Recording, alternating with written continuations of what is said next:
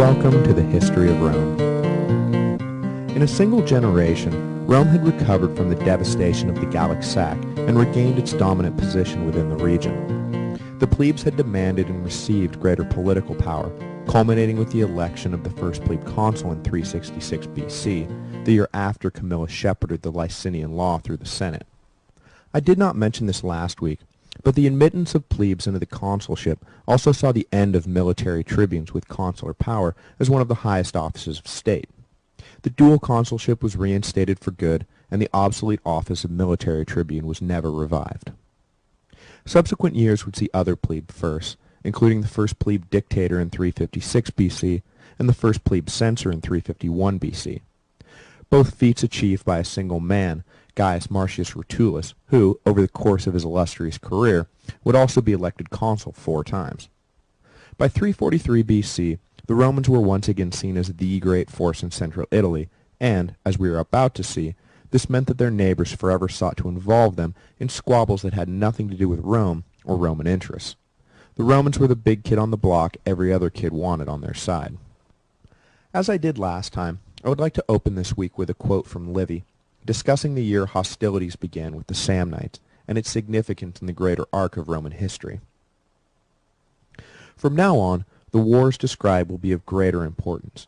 Our enemies were more powerful, and campaigns lasted longer and were mounted in remote areas. For this was the year when an attack was launched against the Samnites, a people who were strong both in resources and in arms. After the Samnite War, which was inconclusive, Pyrrhus was the enemy, and after him the Carthaginians. What a series of momentous events! How often we were in mortal danger, to enable us to raise up our empire to its present heights of grandeur, where only with difficulty it is sustained. Rome was on the precipice of its rise to greatness. The Samnites, as I have said previously, were a semi-nomadic tribe from the south-central section of the Apennines called Samnium. Starting in the 300s BC, the Samnites, along with a number of other hill tribes, began to come down out of the hills and onto the plains that lay between the mountains and the coastline. Some moved south and began to encroach on the Greek cities of Magna Graecia. Others, like the Samnites, began to move west and came down to a land known as Campania, which lay southeast of Rome. The Greeks in the south sent envoys across the Adriatic to beg for assistance in fighting off the hill tribes, and were answered by Alexander of Epirus, who sent an army to help rid the Greeks of the encroaching menace. As we will see later, this introduction of an army from Epirus would have far-reaching consequences for the Romans. 60 years later, an army from Epirus would again answer Greek calls for aid, only this time not to battle nomadic hill tribes, but rather the growing power of Rome. But we still have a ways to go before we get to that. The largest and most important city in Campania, where the Samnites were setting up shop, was Capua. Known for its rich soil and soft lifestyle, Capua was no match for the hardened Samnite warriors, so, like the Greeks, they cast about for a savior. Envoys were sent to the largest and strongest power in the region, Rome, to beg for aid. The Romans, however, turned the envoys away. Rome had already concluded a treaty with the Samnites and could not in good conscience break it. They had, after all, sworn oaths before the gods. The desperate Capuans then took an extraordinary step. They formally surrendered Capua, its land and citizens, to Rome, willingly making themselves subjects of Rome. The Senate could not look this massive gift horse in the mouth. The land controlled by Capua was some of the best in Italy, and the food it could provide would put the days of grain famine in the rearview mirror forever. The Romans accepted the surrender and sent their own envoys to Samnium, where they explained that Capua was now Roman territory and, as per their treaty, the Samnites must desist all attacks. The Samnites would have none of this and scoffed at the Roman envoys, taking the insulting step of ordering a raid into Campania right in front of the Roman legates. The Romans, offended by this obvious breach of protocol, felt they had no choice at this point but to declare war. And so the First Samnite War began. The two consuls for that year, 343 BC by our reckoning, were Aulus Cornelius Cossus, a capable if forgettable leader, and Marcus Valerius Corvus, a true blue member of the legendary Roman Heroes Club. He was a member of the prominent Valerian family, whose famous ancestral patriarch was Publius Valerius Publicola himself. The surname Corvus or raven, was earned as a young man while serving in the army. The legions were squaring off against an army of Gauls when a huge Gallic fighter stepped forward and challenged any Roman to single combat. Young Marcus Valerius, all of 22, stepped forward and accepted the challenge. As he approached the Gaul, a raven landed on his shoulder, a sign that the gods favored him. The Gaul was worried by this clear omen, but proceeded with the fight anyway, and the raven, far from leaving when the clash began, actually joined in, pecking at the Gaul's eyes while Valerius ran him through with his sword. Valerius triumphant, the raven flew off. The legions then swept into the Gallic line and defeated them almost without resistance. An auspicious, if obviously embellished, beginning to a career, to say the least. Corvus would be elected consul for the first time the very next year at the unprecedented age of 23. Before dying at the also unprecedented age of 100, he would be elected consul 5 more times and named dictator twice.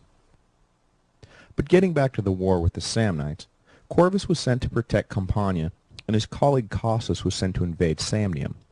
Between the two, they figured to have the Samnites at heel in no time. Corvus was the first to meet the enemy, and after a fierce battle at the base of Mount Garus, fiercer than the Romans expected, the Samnites were routed. It was not an easy victory, and put the Romans on notice that they were not fighting Volscian raiders anymore. Cossus, in Samnium, almost blundered his way into the destruction of his own army, but was saved by one of his tribunes. The consul had led his army into a ravine, and noticed only too late that the Samnites had taken up a position on the ridge and stood ready to shower them with projectiles. One of his tribunes, Publius Decius, noticed that the Samnites were positioned in the shadows of a steep hill, and if a company of Romans could take the hill, then they would be able to pin down the Samnites, allowing the legions to escape. Cossus immediately ordered Decius and a detachment of volunteers to execute the plan. Decius slipped up and took the hill before the Samnites realized what was going on, and immediately began pelting the Samnites with missiles.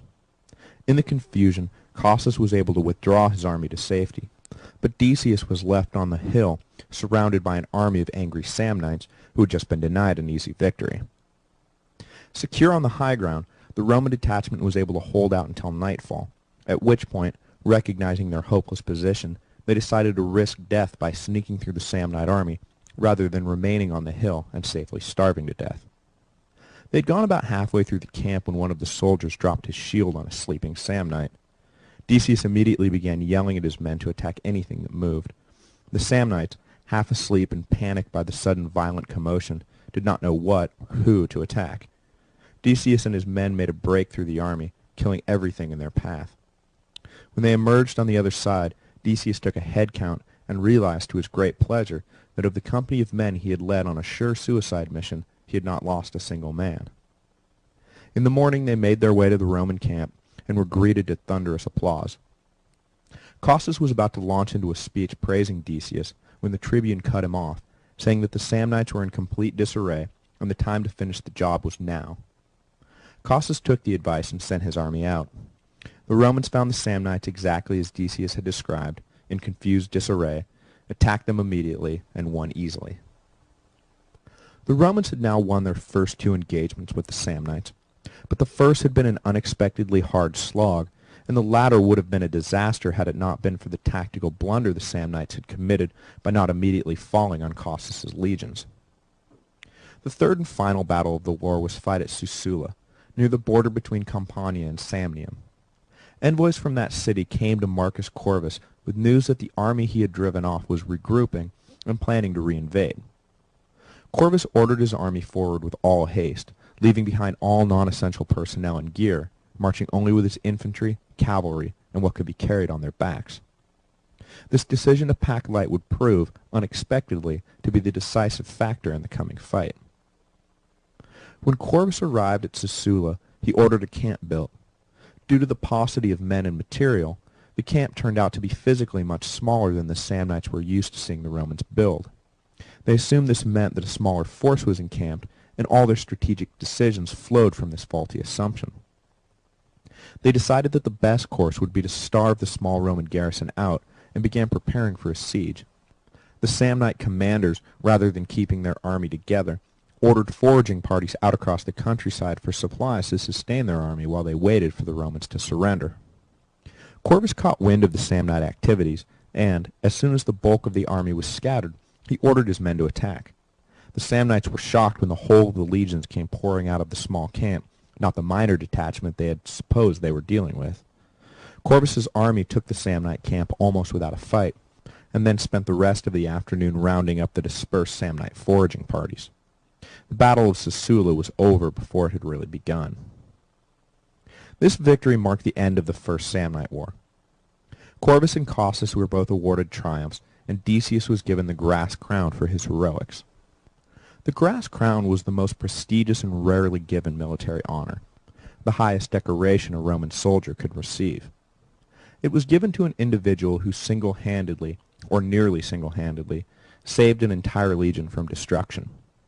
It was a rare honor because it was granted only by a vote of the saved legionnaires themselves, and it took extraordinary circumstances for proud Roman soldiers to admit that they had to be rescued.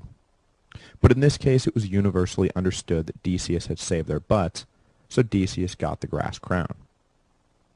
After the fighting ended, however, the Romans were forced to deal with trouble from an unexpected source, their own legions. During the winter of 342-341 BC, the legions were garrisoned across Campania to keep an eye out for further Samnite aggression. The largest garrison was outside of Capua, the city famous for its soft, easy living and detrimental effect on military discipline. Indeed, as we would later see, some note a marked change in the power and endurance of Hannibal's army after spending the winter in Capua during the Second Punic War. The Roman garrison, cooped up for the winter in camp, looked on at the comfortable Capuans and began asking themselves why a people who could not even defend themselves were allowed to have so much when they, the soldiers who would secure the peace, were given so little. The consuls for that year began to hear mutinous rumors coming from the Campanian legions and took steps to nip the conspiracy in the bud, but the move backfired. Their plan was to quietly reassign the men identified as conspirators and shuffle groups of soldiers around so no hard plans could be laid. But the conspirators quickly caught on, and, rather than reporting to their new assignments, they collected at an arranged point and began to actively plot a rebellion. They were soon strong enough numbers-wise, but lacked a leader to make them a cohesive unit. In a classic display of counterproductive ego and pride, nobody was willing to submit to the command of anyone else, so they remained a body without a head. As they brainstormed for ways out of their dilemma, it was noted that an ex-general, Titus Quintius, lived in the area. Quintius had retired fully from public life, despising the backstabbing intrigue of Roman politics, and the conspirators decided he was the perfect choice to lead them. A company of men was sent to persuade the old man to join their cause. Quintius, however, wanted nothing to do with the mutinous rabble, but was persuaded when the men threatened to kill him and his whole family if he did not come along. Having successfully hijacked a leader, the revolt moved forward, and the men marched towards Rome, though what exactly they hoped to accomplish is unclear. They probably wanted to secure land grants in Campania, but how they thought the Senate, or the people of Rome, would simply give them what they wanted and then go on as if nothing happened is a mystery. The rebellion had taken on an irrational inertia all its own. Upon hearing the news that a rebellious army was marching on Rome, the Senate immediately named Marcus Corvus to the first of his two dictatorships, and he rode off at the head of a legion to stop the mutinous army. They met each other at the Alban Mount, near the birthplace of Romulus and Remus, but neither side was destined to draw their swords in anger. Instead, the occasion was defined by reconciliation and secured Corvus's place in the history books not just as a great warrior, but also a wise and compassionate leader of men. He was loved not just by the men he led that day, but also by the mutineers, most of whom had fought with him against the Samnites. Corvus implored them to put down their swords and not draw the blood of their fellow citizens. Quintius, the hijacked general, who wanted no part of the rebellion anyway, ordered his men to stand down, and the combined weight of these two towering figures compelled them to give up. Corvus then led a combined force back into Rome, where he famously asked for and received clemency for the rebellious soldiers. Corvus did not want the affair to remain a thorn in the side of Roman solidarity, and he made sure no soldier was cast off the census rolls or in any other way penalized for his actions.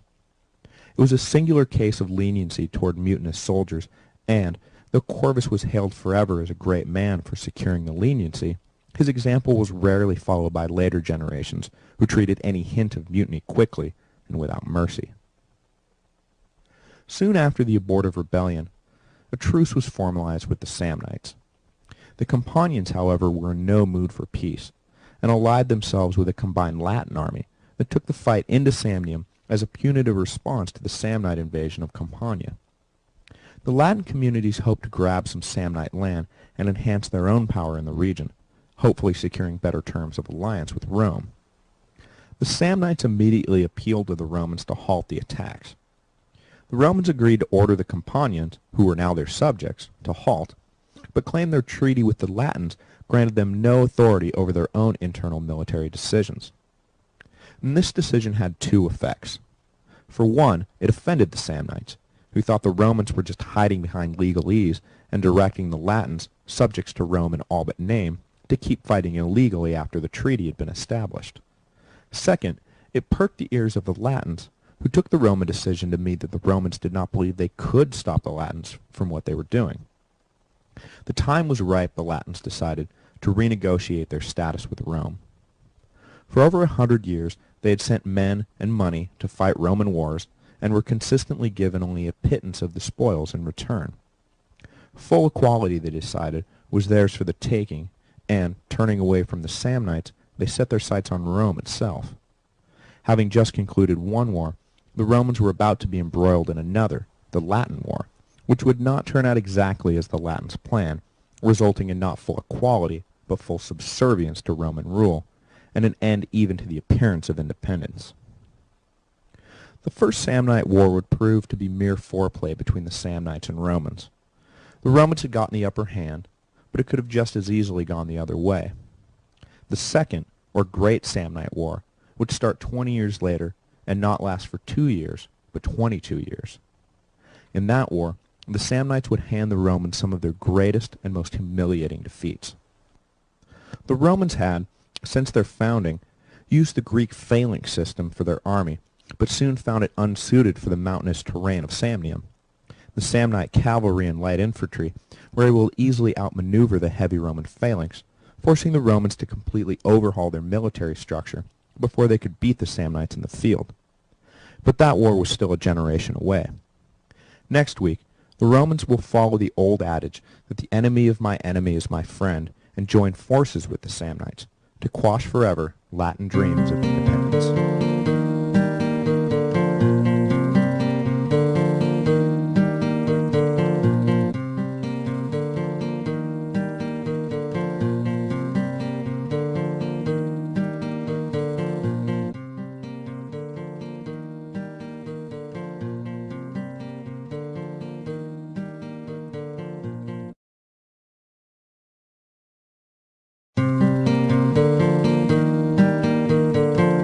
Hello, and welcome to the History of Rome. The outcome of the First Samnite War had been inconclusive. Yes, the Romans had gotten the better of it in battle, but nothing resembling a definitive conclusion was reached. The Samnites seemed content to consolidate their gains and not press the issue, and the Romans were disinclined to take the fight to the next level. They had done right by their allies and driven the Samnites out of Campania. They had no interest, for now, in invading Samnium and trying to conquer a strong-willed, capable, and well-supplied army. Plus, the winds of discontent were blowing in from Latium, and the Romans knew full well that if they got entangled with the Samnites, the Latin communities would be in a strong position to leverage concessions from the Romans. So a treaty of peace was concluded between the Romans and Samnites. The Latins saw this as a tacit admission of weakness and, seeking a more personally beneficial arrangement with the Romans, decided to strike while the iron was hot. But before any sort of conflict with the Latins were joined, a further step was taken in the Publian, thanks to John for correcting my pronunciation, quest for a greater share in power. In 342 BC, not long after the mutiny of the garrison soldiers in Campania, the plebes pushed through another set of reforms that solidified their power. The package included the important provision that one of the consuls for each year not just could be a plebe, but had to be a plebe. But more importantly, it set the well-known and oft-cited requirement that 10 years must pass before a man could hold the same office twice. The move was designed, obviously, to prevent one man from gaining too much power, but at times the cure was worse than the disease, especially, for example, during the Second Punic War, when it became nearly impossible to run the war when the leadership kept changing. So though the tenure requirement was followed and disregarded according to circumstance, it did set a cultural precedent strong enough that when, between 104 and 100 BC, Gaius Marius was elected consul 5 times in a row, it was a scandal that engendered enough ill will that the social fabric of the state began to unravel. But that is for a much later date, probably sometime early next year at the pace we're going. When the Romans withdrew from fighting the Samnites, the Campanians and Latins both wanted to carry on with the fight.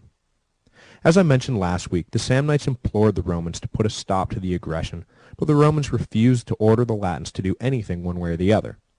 The Latins immediately took this to mean that if Rome did not feel strong enough to enforce its will, politics being the zero-sum game that it is, then that meant the Latins must be stronger than their supposed masters. They resolved to use this to their advantage. A delegation representing the Latin League was sent to Rome to demand a political reordering. Up to this point, the Latins had enjoyed varying degrees of Roman citizenship, usually trade and intermarriage rights, stopping short of full suffrage.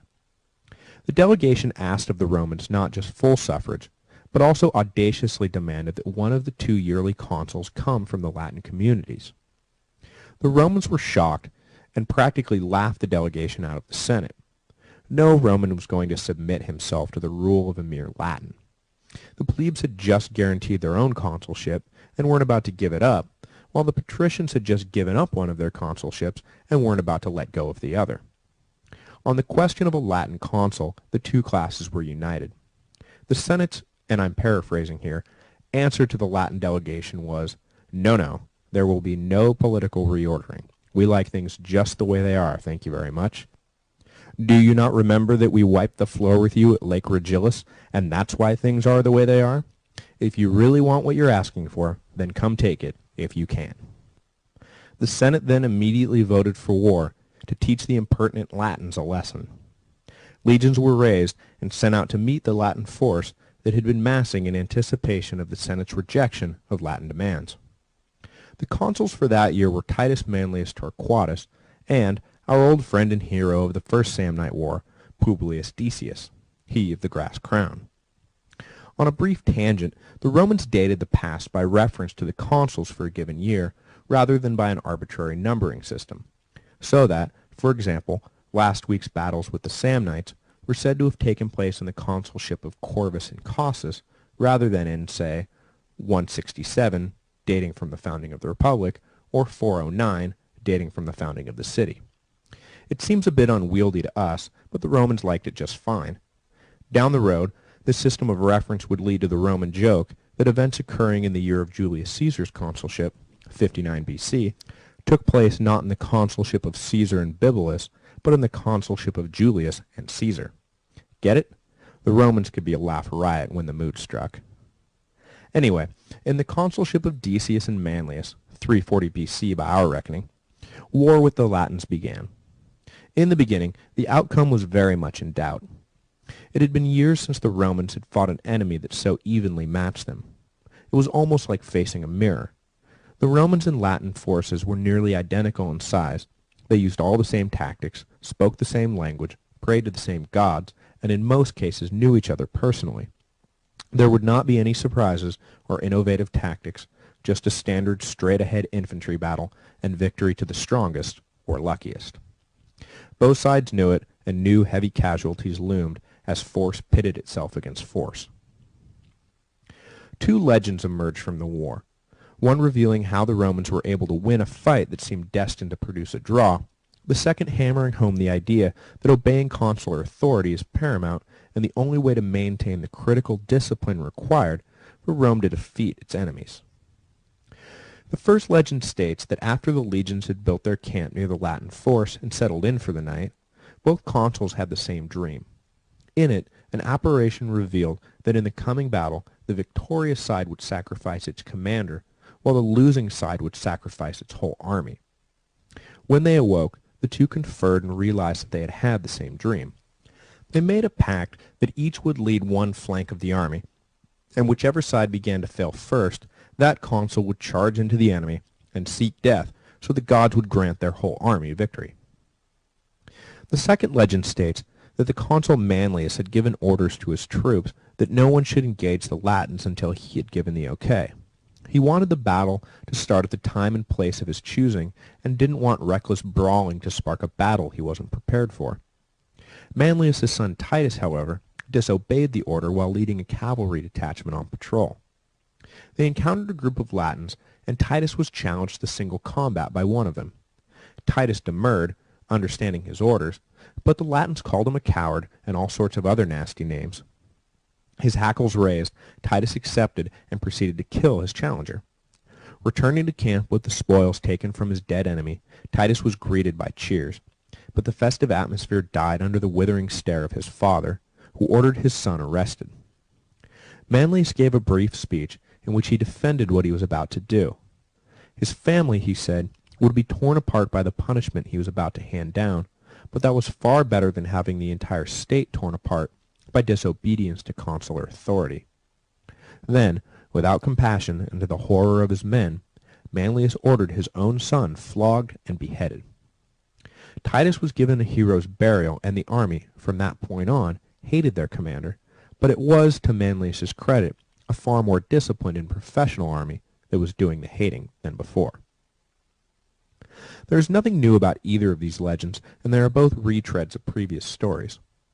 Those of you who know Greek history will recognize the familiar elements of King Leonidas' vision that Sparta must either lose a king or its freedom to the Persians, which led him to make his suicidal last stand at Thermopylae to save his city. And those of you who have followed this podcast will note that Manlius' decision to execute his own son follows closely the story of the consul Brutus and his treasonous sons from the early days of the Republic.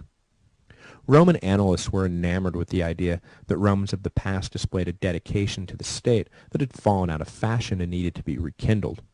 To the later Romans, just as it is today and in most other times and places, the past became bathed in the golden light of simple nobility and selfless virtue, whether or not any such thing was true. Legends aside, there was a battle, and it did take place, near the base of Mount Vesuvius. Yes, that Mount Vesuvius. The Latins and Romans lined up for battle, and the fight was joined, with Decius leading the left flank and Manlius leading the right. The fighting was intense and evenly matched, but soon the Roman left began to buckle under the weight of the Latin advance. Supposedly, Decius, knowing what he must do, donned a ceremonial purple-tinged toga and veiled his face. Then, fully armed, he mounted his horse and charged into the opposing line. The Latins were at first terrified at the appearance of this mad, masked horseman, and Decius killed not an insignificant number before he was finally taken down by a shower of spears. Manlius, watching his colleague fall, knew that victory was within his grasp. He held back a reserve of veteran soldiers, and, when the Latins were worn down, Manlius sent in the fresh troops and the Latins broke. Returning to Rome, it is said that Manlius was greeted with acclaim by the older men, but shunned by the young, who hated him for executing Titus, a well-liked young noble. And whether it was Decius' sacrifice or Manlius' tactics, the Latins were beaten. Over the course of the next year and a half, the Romans pursued a policy of laying siege to each of the Latin cities one by one, dividing them so none could offer aid to any of the others. It was during this stage of the war that the Samnites provided auxiliary forces to the Roman effort, joining the two enemies briefly under the same banner. It was in both of their interests to put down the rising Latins before the Roman-Samnite battle for Italian supremacy really got going. No sense in having some third-party wild card in the mix. They both agreed on that. Some of the Latin cities surrendered at the sight of the Roman army. Some resisted a little and then gave up, and some fought to the bitter end. When it was over, Rome had subdued the entirety of Latium. At this point, the Latin League was abolished once and for all, and any independent Latin identity was destroyed forever. In the aftermath, the Senate gathered and decided the fate of each Latin tribe on a case-by-case basis. Those who gave up quickly or never joined the rebellion were given full Roman citizenship. Those who resisted some were allowed to keep intermarriage and trade rights, but denied the vote, while those who led the revolt were turned off their land and their holdings were colonized by Roman citizens. This treatment of the Latins was typical of Roman official policy. Anyone who was predisposed to friendship and did not resist Roman rule was welcomed openly into the empire and given an array of rights and privileges, while those predisposed to hostility and resistance were simply wiped off the map. Most nations and tribes fell into the former camp and found themselves well treated by their new Roman overlords. It was this policy of generosity that secured the longevity of the ethnically diverse empire. That, and the ruthless extermination of those tribes and nations who fell into the latter camp. The stage is now set for one of the most important wars in Roman history, the Second or Great Samnite War. It is comparable in historical importance to the Second Punic War, which saw the Romans defeat Carthage, and the Macedonian Wars, which brought Greece under Roman control. In the Second Samnite War, the Romans, for the first time, set themselves on a course of conscious expansion with an eye on winning a far-reaching empire. It was a decades-long fight, and the Romans nearly lost a number of times, but when it was over, Rome found itself in control of all Italy. But before we get into all that, I want to pause and give a fuller account of the Roman legion, how it fought, how it operated, and how it was commanded. The Samnite Wars marked a period of transition for the army, and this is a good time to take a look at how the Romans had fought in the past and how they would fight in the future. The strategy and tactics and formation of the legion would remain in place for the next 200-odd years, until Marius came along and reorganized it yet again. And I want you to have a good picture in your mind of what things looked like as we move forward, because it will allow you to visualize the battles of the upcoming Punic Wars better, and later to fully understand why the Romans were able to so decisively defeat the Greeks. So next week we will learn about the phalanx, its strengths and weaknesses, and why the Romans scrapped it in favor of the maniple system, how many men a centurion really led, hint, the answer is not 100, and what the word legion actually means.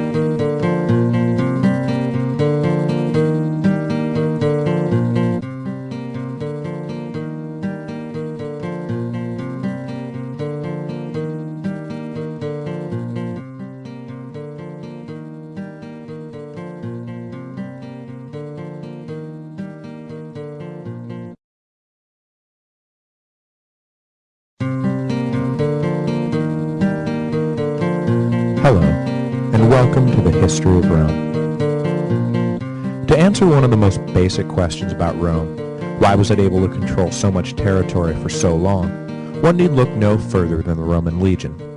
There were myriad secondary reasons: competent hands-off administration, sound economic policies, and superior engineering skills. But at the beginning and end of the day, it was the legion that secured the longevity of Rome. No fighting force matched it in the ancient world. But its dominance was not the result of finding a perfect method of organizing and leading men and then sticking to that static model forever. Rather, the Romans constantly tinkered, rearranged, and improved the legions depending on circumstances. One of the great virtues of Rome, and one the Romans themselves took immense pride in, was their ability to learn from their own mistakes and adopt the superior methods of their enemies.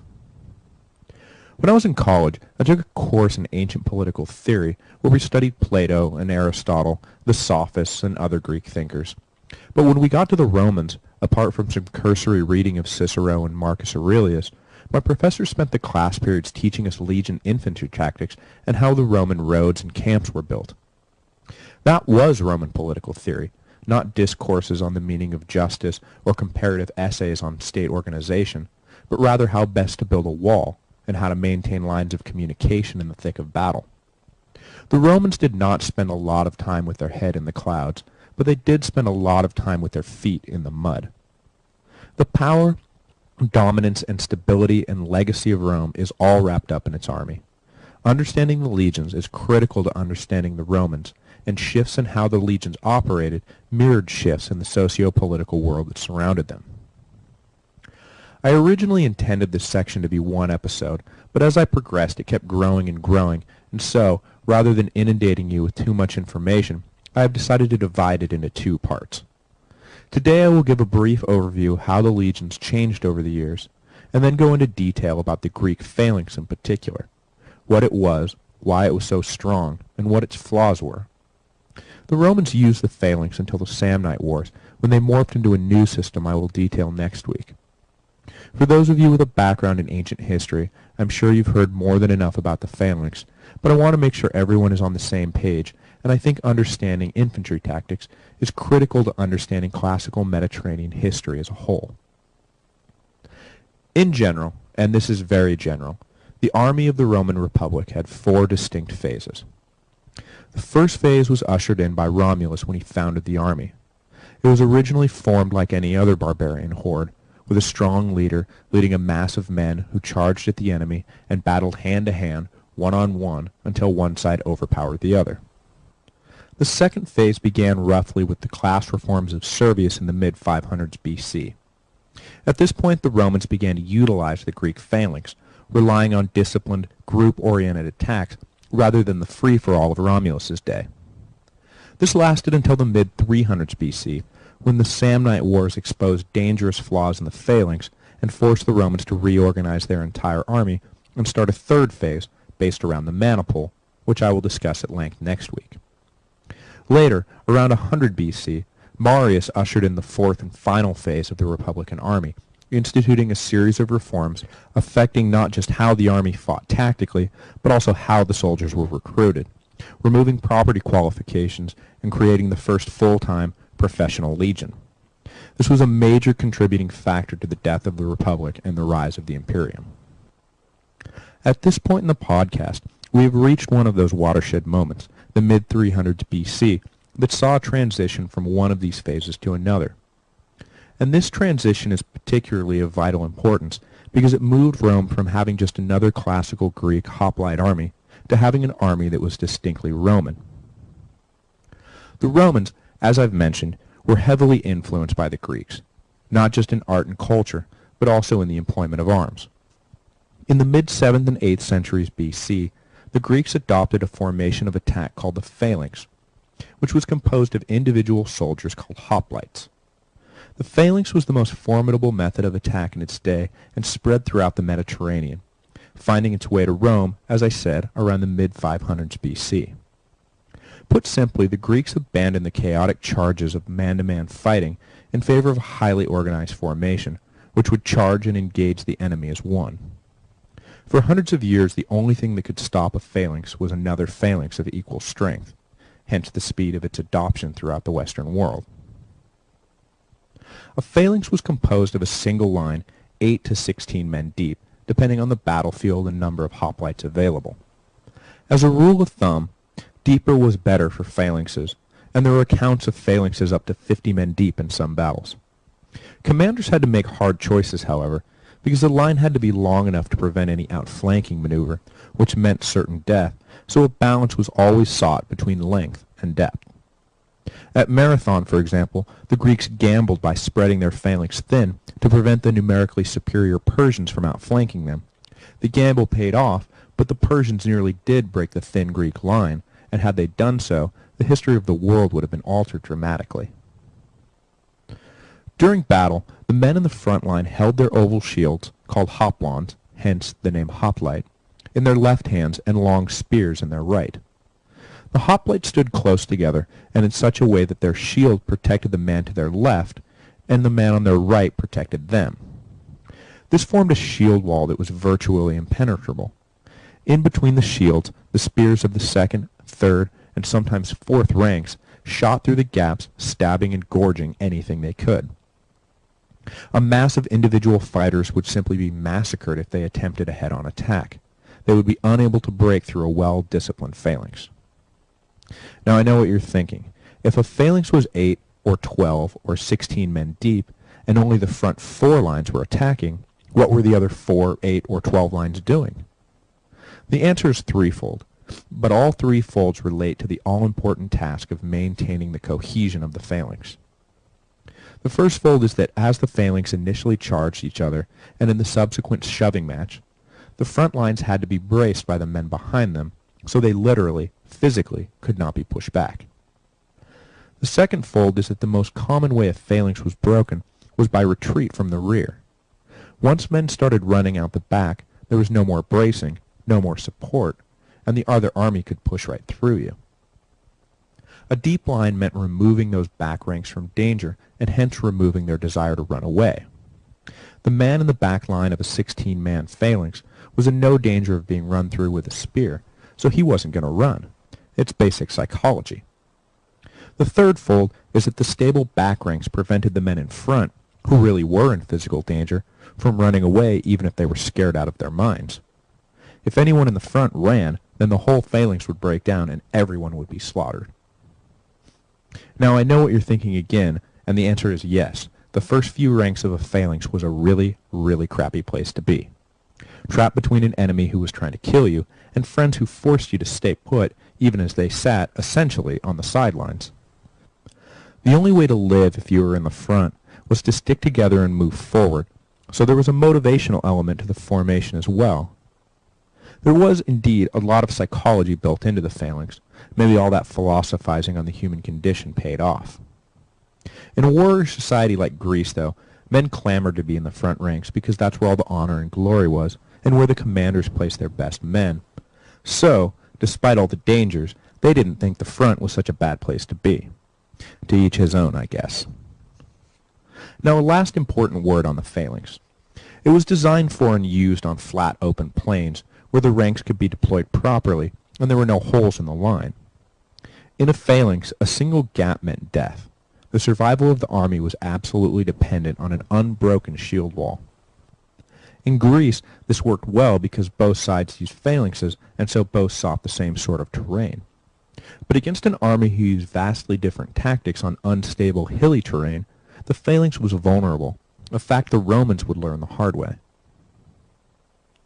In the hundreds of years that the Romans had used the standard phalanx, they had been well served because they were fighting either other phalanxes or Gallic hordes who were no match for a solid shield wall with hundreds of spears jutting out of it. But when they met the Samnites, the weaknesses of the phalanx became all too apparent. The steep, rough country of Samnium, where most of the fighting of the Samnite Wars took place, made it difficult to deploy and maintain a cohesive phalanx. Plus, the Samnite light infantry and cavalry, used to the terrain, were able to easily outflank the Romans. And as I said, an outflanked phalanx was as good as dead. This fatal flaw spelled the end of the Roman use of the phalanx. It was simply not maneuverable enough. When attacking head-on, a phalanx was indestructible, but once hit from the side or back, it was a sitting duck. The densely packed soldiers simply could not turn and set up the critical defensive shield wall in time, encumbered as they were with heavy armor and long spears. If given enough time, the left or right-hand column could reform into a front line, but in battle time was measured in seconds, and a cavalry detachment that managed to get around the line was charging through the ranks in a heartbeat, slaughtering the closely packed hoplites who could not even turn around to defend themselves. This was why the phalanx had to avoid being outflanked at all costs, and why, when the Samnites proved they could get around the Romans changed forever their organizational deployment to develop an immunity to this chronic disease. What the Romans developed was the system that has been handed down as the classic Republican army formation, which we will talk about in detail next week. The maniple system and its three-line deployment, famously referred to as a phalanx with joints.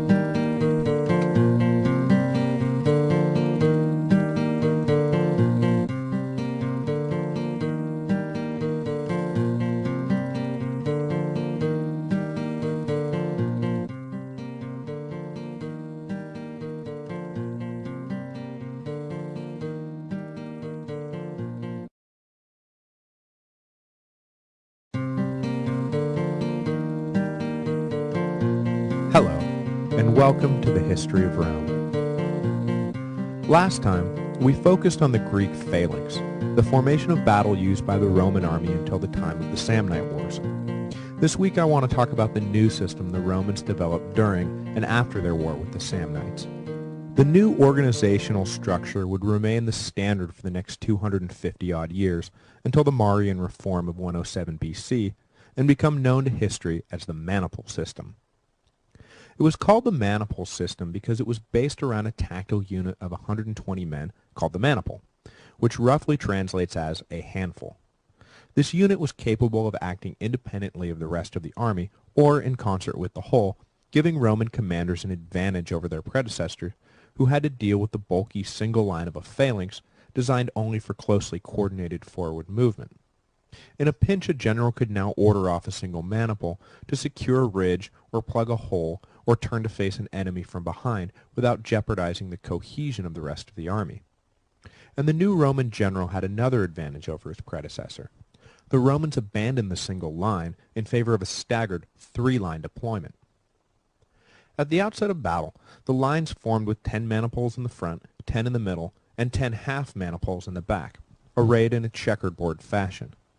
Some sources say there were 15 maniples in the front line, and some say there were 15 in the front too.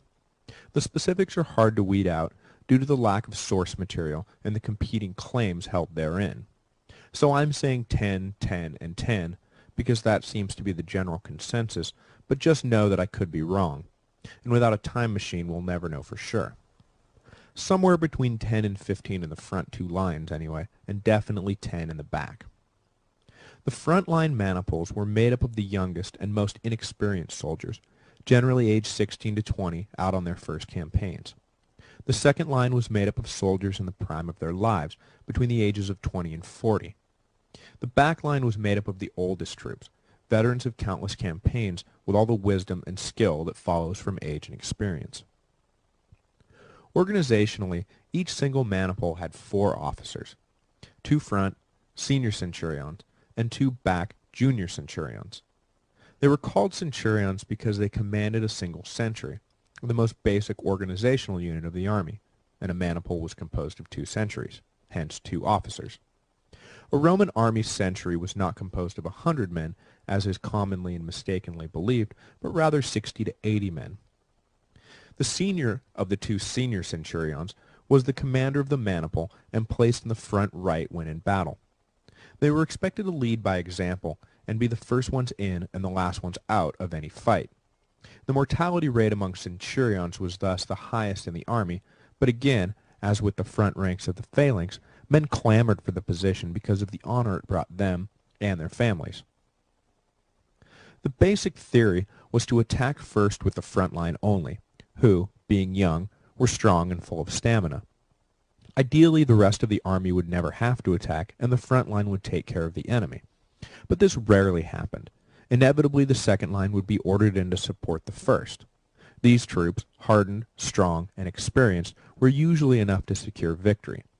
The enemy, worn down from fighting the Roman youth, would be no match for those youth plus an equal number of veterans. If this was not enough, however, the last line was ordered in to support. If this back line got involved, it meant that things were not going well for the Romans, but the old men were usually enough to break the back of a particularly stubborn enemy.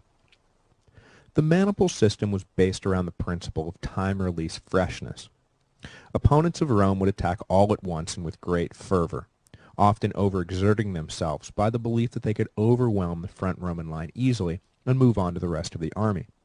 But things were rarely that easy for them, and, bogged down by the front line of Roman youth, the opposing armies became fatigued and were then routed when the rest of the Roman army got involved. Beyond these 3 basic lines of heavy infantry, there were 3 other important elements needed to complete the legion as it lined up for battle. First, there was the light infantry, made up of men rich enough to qualify for service, but too poor to afford all the gear needed to survive in heavy infantry fighting. In any given legion there were between 1,000 and 1,200 of these fighters, who, at the beginning of battle, stood in front of the 3 lines to mask the size and formation of the Roman army. When the signal for battle was given, the light infantry would rush the enemy and hurl spears and javelins, attempting to disrupt the cohesion and inflict some minor damage, before retreating quickly through the 3 lines to the back of the legion. Light infantry never made much of a difference in the actual fighting, having served their purpose if the enemy remained in the dark about Roman formations, and eventually, when the state began to take responsibility for the arming of soldiers, the light troops were phased out and folded into the rest of the lines. On the wings, as was typical of the day, the Romans placed the cavalry. Their job was to engage the opposing cavalry and take them out of the fight, so the 2 infantry lines had to fight head-to-head without help, a fight the Romans always felt they could win. Once the opposing cavalry was out of the way, The Roman horsemen would plunge into the enemy lines and attempt to do as much damage as they possibly could. In addition to these two basic tasks, the cavalry was always watchful of potential flanking maneuvers or surprise attacks from the rear.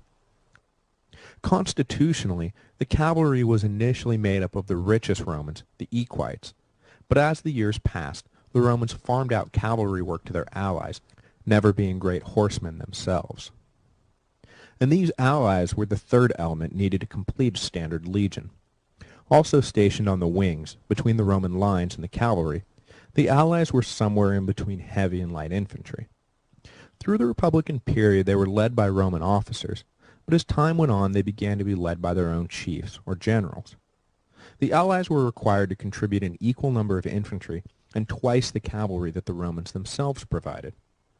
These draft requirements would cause constant tension between Rome and her subjects, and was the main precipitous for the Latin War, the Latins becoming fed up with sharing equally in the burdens, but getting shafted in the spoils. In total, the Roman fighting strength was optimally between 8 and 10,000 men, with 4,200 Roman legionaries, an equal number of allies, and just shy of 1,000 cavalry. The numbers varied based on time, place, and mitigating factors, and these numbers are round, but they will give you some idea as to the size of the legion as it marched into battle. When it marched from place to place, however, it was attended by a baggage train of non-combatants numbering themselves in the thousands. So it would not be surprising to see a legion of 4,200 men marching through the countryside 15,000 strong. When actually engaging the enemy, the Roman tactics were straightforward. Each soldier was equipped with 2 spears and a sword. As they approached the enemy, they hurled the spears and inflicted as much damage as they could before meeting them hand to hand. And this tactic differs little in theory from today's artillery, which is supposed to soften up the enemy for an infantry attack. The Romans experimented with the composition and design of their spears, settling generally on an instrument that had a thin metal connector between the blade and shaft, so when the spear struck its target, the thin metal connector would bend under the weight of the heavy shaft behind it. And this served 2 purposes. It weighed down soldiers and shields that were struck, but it also made the Roman spears unusable to the enemy, for it was common practice in the ancient world to throw back spears hurled in by the enemy. When the gap between the armies was closed, the legionaries pulled out their short swords, double-edged and sharp at the tip. This could be used either for stabbing or slashing, and were incredibly destructive in close quarters. The famous gladius has not appeared yet in our narrative, which emerged after the Romans encountered Spanish swordcraft in the next century, but the principles behind that famous sword were already present. Once engaged in hand-to-hand combat, it was simply a matter of killing or wounding everything that moved until the enemy broke and fled. In addition to these forward, offensive-minded tactics, the new maniple system also had a built-in defensive strategy. If the front lines were overwhelmed, they could quickly retreat between the gaps in the middle line and regroup behind the more capable middle-aged fighters, and if they faltered, then they could all hide behind the third line, and by this time the first line would be ready to fight again, which allowed the Romans to retreat without having it devolve into a frightened, unorganized free-for-all. The phalanx lacked this element, and once it broke, it was every man for himself. The maniple system also had the advantage of being far harder to flank than a phalanx. Any attempt to do so would either be met by the cavalry, backline maniples ordered forward, or by frontline maniples themselves peeled off from the main fight and sent in a different direction. All in all, it was a significant advancement from the phalanx, and as we will later see, when the Romans clashed with the Macedonians around 200 BC, the result would be a clear and decisive victory of maniple over phalanx. But it was not just the system that made the legion so dominant. It's not that anyone could be inserted and the result would have been the same. Nor was it the case that the Romans were bigger or stronger than their opponents. In fact, in many cases, facing huge lumbering Germanic tribes, the Romans looked puny by comparison. Rather, the legions prevailed because of a group discipline that became the nightmare of opposing armies. In general, ancient warfare was a passionate affair, with lots of yelling, chest beating, and frenzy. But the Roman legion was a cold, inhuman machine. They were never intimidated and rarely broke ranks. Their comrades could be dying to their right and left, but the legionnaire himself seemed unaffected and kept moving forward. This was unsettling to say the least, and sapped the morale of Rome's enemies. The Roman soldier did this not because he was unfeeling. Quite the contrary, the Romans were a passionate people. But in war, there was only one thing a legionnaire feared more than the enemy: his commanding officer. Roman discipline was notoriously harsh, though it was not without its positive aspects. It was based on a system of rewards and punishment that were designed to promote bravery and eliminate cowardness. Punishment ranged anywhere from psychological humiliation. For example, a disgraced sentry might be forced to eat standing up, so their comrades would always know who had lost their standard, to scourging for, say, disobeying orders, and up to death, a punishment that was handed down routinely when the actions of an individual put the entire army at risk, like, for example, falling asleep while on sentry duty. Woe to the sentry who fell asleep. He was stoned and beaten to death by his comrades. Not a pretty sight, but keeping watch was a sacred trust that could not be breached under any circumstances. It was simply too important. On the flip side, the Romans invented a plethora of fancy medals and awards given out to soldiers who distinguished themselves in battle. I have already talked about the grass crown given to a soldier who saves an entire legion, but there were literally hundreds of other honors. For example, an award was given to the first man over a wall when the army was assaulting an enemy camp or city. And this was not taken lightly. For whole centuries, lines and legions took it as a matter of great pride when one of their own took the prize. So when competing claims were brought to the attention of a commander, great care had to be taken in adjudicating the decision, because tempers were always running hot when awards were on the line. The most common rewards ranged from double rations, a huge motivator, to promises of more land when released from service, to heads of cattle. Anything a soldier valued would be metered out for instances of selfless bravery, which the Roman commanders were always promoting. There was a darkly humorous case during the Second Punic War of a commander promising extra rations for every enemy head brought back to camp. But the soldiers became so burdened by the work of beheading and carrying heads that they began to actually lose the fight. And in the heat of battle, the commander had to issue a proclamation that everyone would receive extra rations regardless of the heads, but they did have to actually win the fight, which the soldiers, now free of their grisly baggage, promptly did. This discipline allowed the Romans to keep their cool in battle and keep plugging away rather than running. They knew what would happen if their corpse was found on the field with a wound in the back. They would be buried without honor, and their family would be ostracized. Those who fled from Cannae, one of the greatest defeats in Roman history, were never allowed to return home, remaining in exile, fighting in Sicily until finally they were allowed to serve as bait for Hannibal and die with dignity in a suicide mission, something they had pleaded for years and were finally granted. The last thing I want to impress upon you about the superiority of the Roman legion over enemy forces was their meticulous attention to detail. It is often said that amateurs study tactics, but professionals study logistics, and the Romans embodied this belief. They took great care to always preserve supply lines, communication lines, and set up their camps in the most defensible possible position. This last was critical because the Greeks, for example, set up their camps to simply be close to the site of battle without thought to any other practical considerations. The Romans, however, took great care in ensuring they held the high ground and were in a well-defensible spot. A routed Roman army often staved off final defeat behind the walls of their camps, and many Roman victories were secured by overrunning the poorly constructed camps of their enemies. The Romans always scouted and protected sources of food and fresh water, and, knowing that this often meant the difference between a strong army in the field and a weak one, always sought to cut off the food and water supplies of their enemies before engaging in battle. Battles were often won or lost based on nothing more than the existence of a good breakfast on the day of the battle. So as much time as they spent trying to figure out how to neutralize opposing cavalry, they spent 10 times as much time thinking about how to secure pasture land for their horses.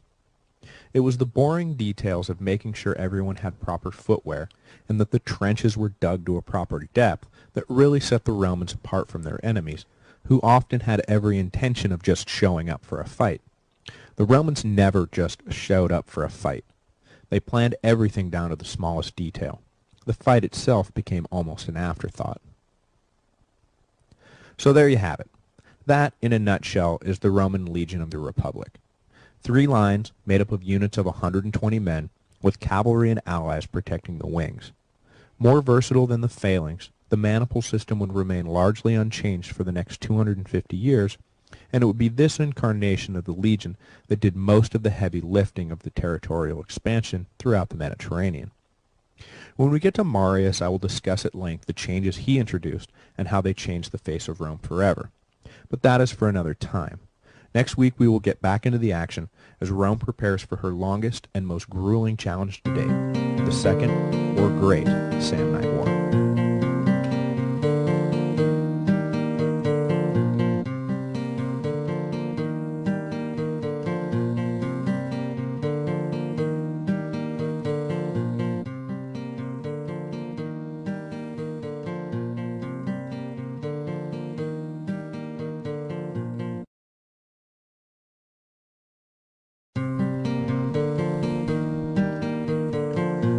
Hello, and welcome to the History of Rome.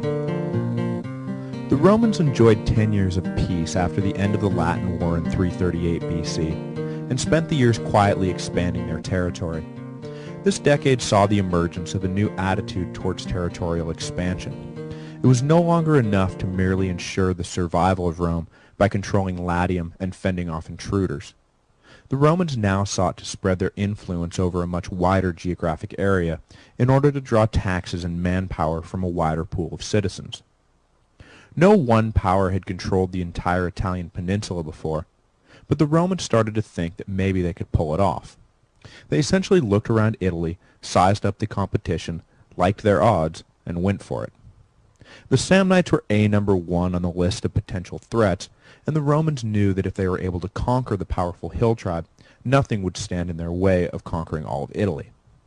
However, the Romans were loath to simply expand. That would be immoral. The Romans only engaged in just wars when they or one of their allies was threatened. They would never declare a war unprovoked. It was considered barbaric. So they set about needling the Samnites into attacking first, so Rome could enter the war it wanted honorably. They dispatched citizens to form a colony in Samnite territory, figuring the Samnites would either let them get away with it, and the Romans would have gained more land without drawing swords, or the Samnites would attack, and the Romans would come to the rescue of their besieged citizens. Things did not go exactly by Roman design, but in the end they did get their war. The Samnites were caught up at the time fighting the Greeks in the south and could not immediately respond to the Roman settlement, so the Romans, emboldened, set up another.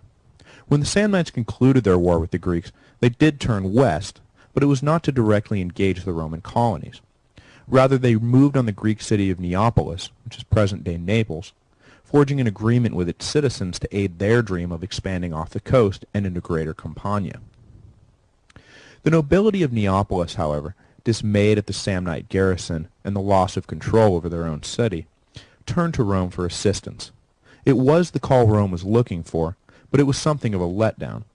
Fighting the Samnites in Campania would not garner them any more land if they won, which was the whole point of provoking the Samnites.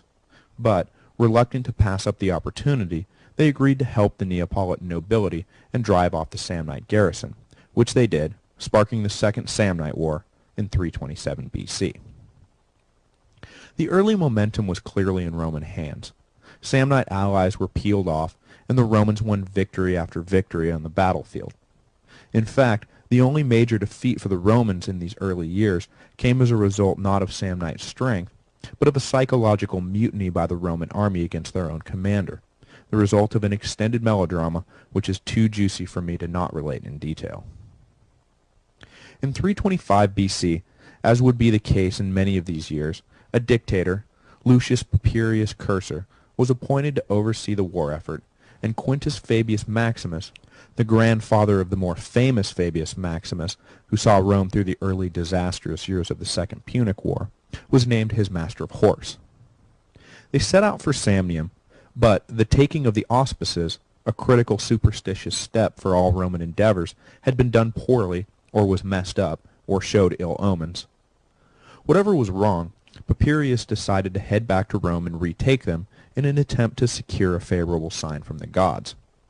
He very clearly ordered Fabius not to engage the Samnites while he was gone, but Fabius, being young, could not help himself. The Samnites, knowing the Roman commander was away, were relaxed, believing no battle imminent. Fabius, on his own initiative, decided that it would be a perfect time for a sneak attack. He ordered the army out, routing the surprised Samnites easily, and captured their camp, along with a great deal of plunder.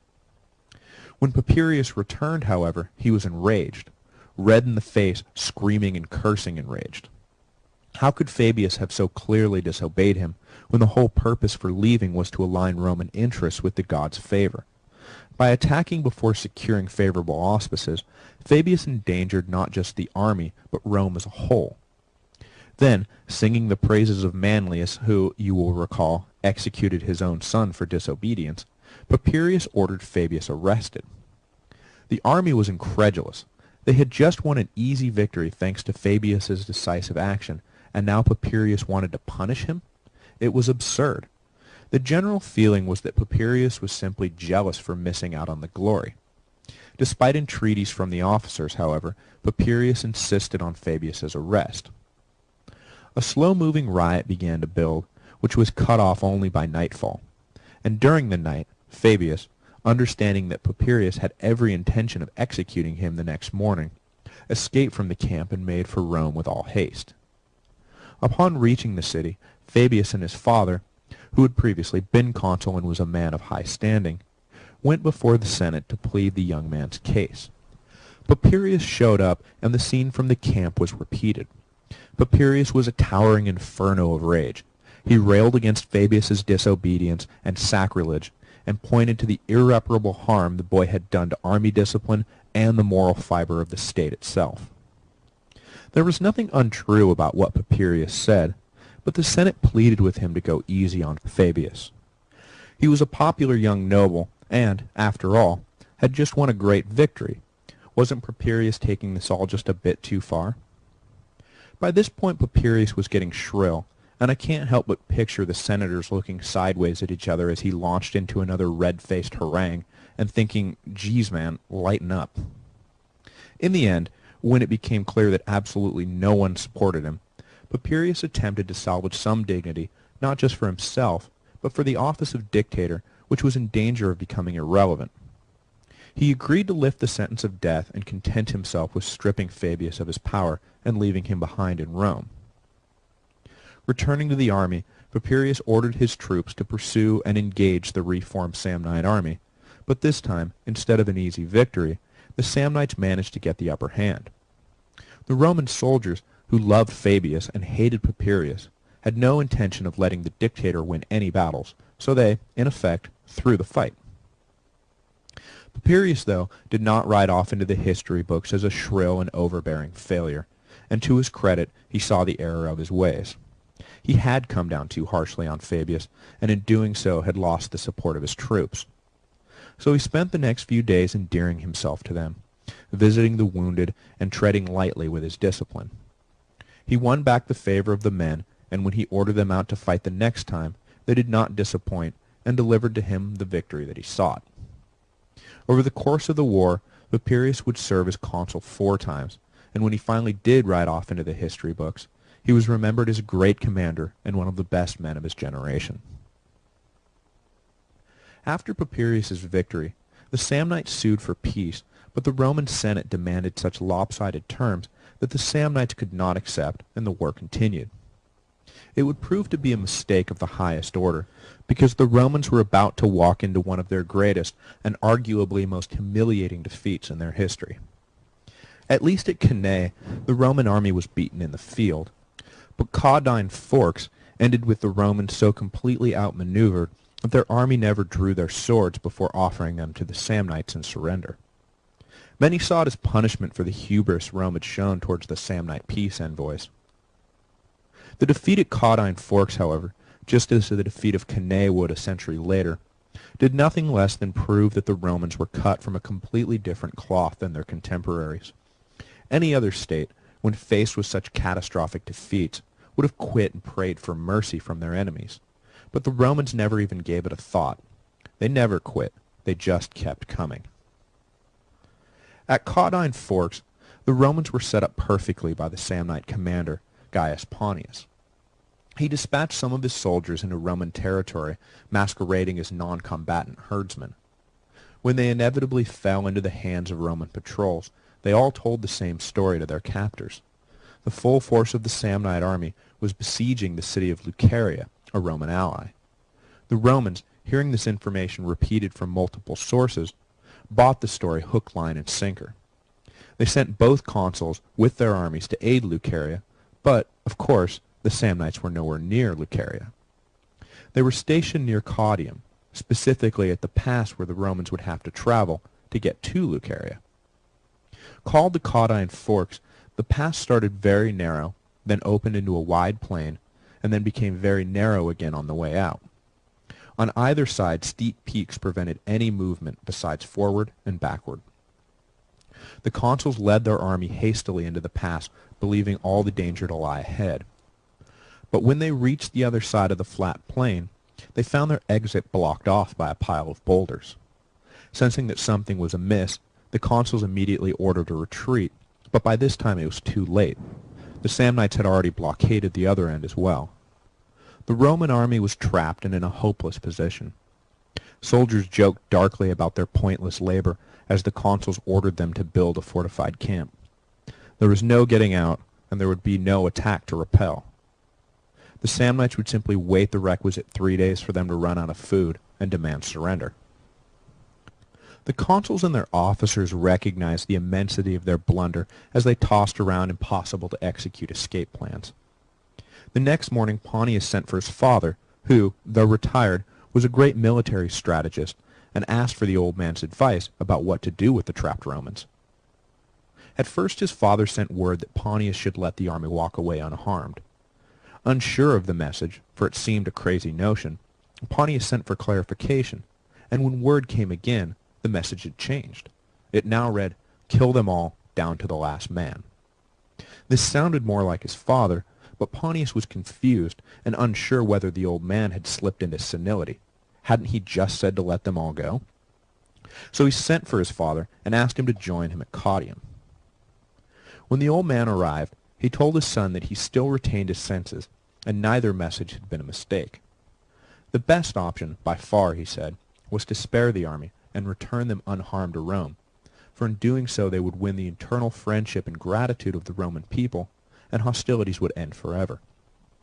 The second best option was to kill them all, and end hostilities for at least a generation, by decimating Rome's available manpower and filling the Roman populace with terror of the Samnites.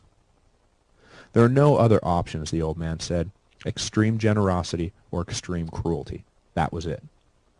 But Pontius was unnerved by both, and settled on a third option that his father warned him, correctly, would win him no friends and eliminate no enemies. He would let the army go, but force them to surrender under the yoke, a humiliating ritual in which the defeated army must pass beneath a horizontal spear lashed to 2 vertical spears, creating a gate of sorts that the soldiers had to stoop to pass beneath. To the honor-crazed armies of the ancient world, this humiliation was far worse than being killed on the battlefield. Far, far worse. And to the men who surrendered at Caudine, their humiliation would be doubled because they had never even drawn their swords. They were never given the opportunity to die gloriously in battle and take as many Samnites as they could with them. It was absolutely unheard of to give up without a fight, and the thought of it mortally offended every soldier in the army, but their orders were clear, and pass under the yoke they did. The army that marched back to Rome was unlike any that had gone before it or would come after. They marched weaponless and in complete silence, walking and eating without saying a word or even looking up from the ground. Some said that the Samnites had defeated the spirit of Rome itself, but savvy observers warned that this was unlikely, that the silent army was not devoid of spirit, but merely smoldering with such an intense rage that words could not express their emotions. And woe to those upon whom Rome's fury would be unleashed. The terms of the peace also called for 600 cavalrymen, i.e., the sons of the richest men in Rome, to be held as hostages, as well as for the consuls and their officers to become guarantors of the peace. an official, half-religious, half-legal position in ancient international diplomacy. In effect, it meant that upon their return to Rome, they must force the Senate and people to accept the terms of peace offered at the battlefield. If they did not, the gods would punish Rome as a whole if the guaranteers who were in breach of their duty did not hand themselves back over to the Samnites, who would sell them as slaves. This threat was supposed to be enough to compel even unhappy guaranteers to do their duty, and it usually was. But, like I say, the Romans were cut from a completely different cloth. It is unclear at what point Postumius, one of the consuls, decided to breach the trust, whether it was his plan all along or whether he decided to do so after reaching Rome. But when he stood before the Senate and delivered the official account of events leading up to the surrender and the terms of the peace, he urged them not to accept, but reject the Samnites' offer and immediately re-raise the army and attack. He and his colleagues had been foolish, but that did not mean Rome itself should admit defeat. Further, he said, he and his officers would immediately march back to where Pontius waited for word and surrender themselves, releasing Rome from its obligation to honor the terms of the treaty. The Senate, who had been ready to castigate Postumius and his colleague in the harshest terms, now praised them to the heavens. The two consuls and their officers, a priest in tow to witness the whole thing, returned to the Samnite army and surrendered themselves, announcing that Rome rejected peace and did so with the full favor of the gods. Pontius was incensed and refused to accept the surrender, claiming that the sneaky Romans were just trying to weasel their way out of defeat with a legalistic reading of the pact. No one who swore to be a guarantor abandoned his duty and thought that just by surrendering himself he had absolved his nation of guilt. It was outrageous, but there Postumius stood doing exactly that. If Rome wanted to play chicken with the gods, that was fine with Pontius, and ordered his men to let Postumius and his officers walk away unmolested, so the offer of surrender would never be accepted, and the pact, at least from the Samnite perspective, would remain in breach. How much of this story is propaganda and how much is true is up in the air. There is no doubt, though, that following the defeat at the Caudine Forks, there was a 5-year lull in hostilities. It seems reasonable that the 5 years of peace was somehow related to the terms of the surrender, but according to the Romans, they never recognized any peace and were free and clear to continue fighting if they wished. I suspect that the story of Postumius' surrender is overblown. It mirrors closely a story from the First Punic War, in which a captured general is returned to Rome to secure a peace treaty, but instead tells the Senate to keep fighting and then honorably returns to Carthage, where the promise of torture and death await him. But even if the Romans had believed they could keep fighting, unbound by any treaty, that did not mean that they would necessarily have wanted to. Caudine Forks had been a humiliation, that much is certain, and the Romans would have had no interest in allowing history to repeat itself. Perhaps the 5-year layoff was simply Rome being cautious. Clearly the Samnites were more clever than they had been given credit for. There was no sense in giving them the opportunity to crush Rome's dreams of empire so soon after they had been fully, consciously articulated. The Romans would bide their time. Patience was another great Roman virtue. They were in no hurry. They just wanted to be sure of victory. Most likely, though, a 5-year peace was forced on the Romans, who had no choice but to submit to the Samnite terms. And no such episode of bold defiance ever occurred. Next week, we will pick up when hostilities begin again, around 315 BC. At that point, the Etruscans in the north and the Greeks in the south would both become involved as well, leading the fight between the Romans and Samnites to become a struggle that embroiled all the major powers in Italy.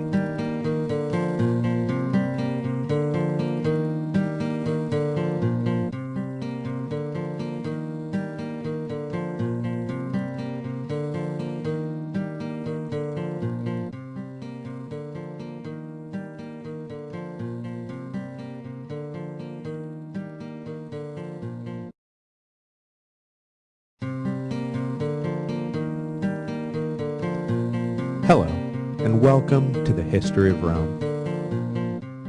The Romans licked their wounds, or perhaps more accurately, nursed their egos, after the defeat at Caudine Forks in 321 BC. 5 years passed with the Romans engaging their neighbors in minor skirmishes, but avoiding another major confrontation with the Samnites. Whether this was because of an official peace treaty or out of Roman fear is still unclear, but whatever the cause, there was a break in the fighting. All that changed in 316 BC, however, when the Romans, confident once again, marched out and attempted again to conquer the Samnites. This second stage of the war started out no better for the Romans than the first had ended, though. But they soon gained the upper hand, and after 10 years of hard fighting, the Romans would force the Samnites to submit in 304 BC. In the race to victory, the Romans stumbled out of the gates. In 315 BC, they met the Samnites near Laudelae and were defeated in convincing fashion.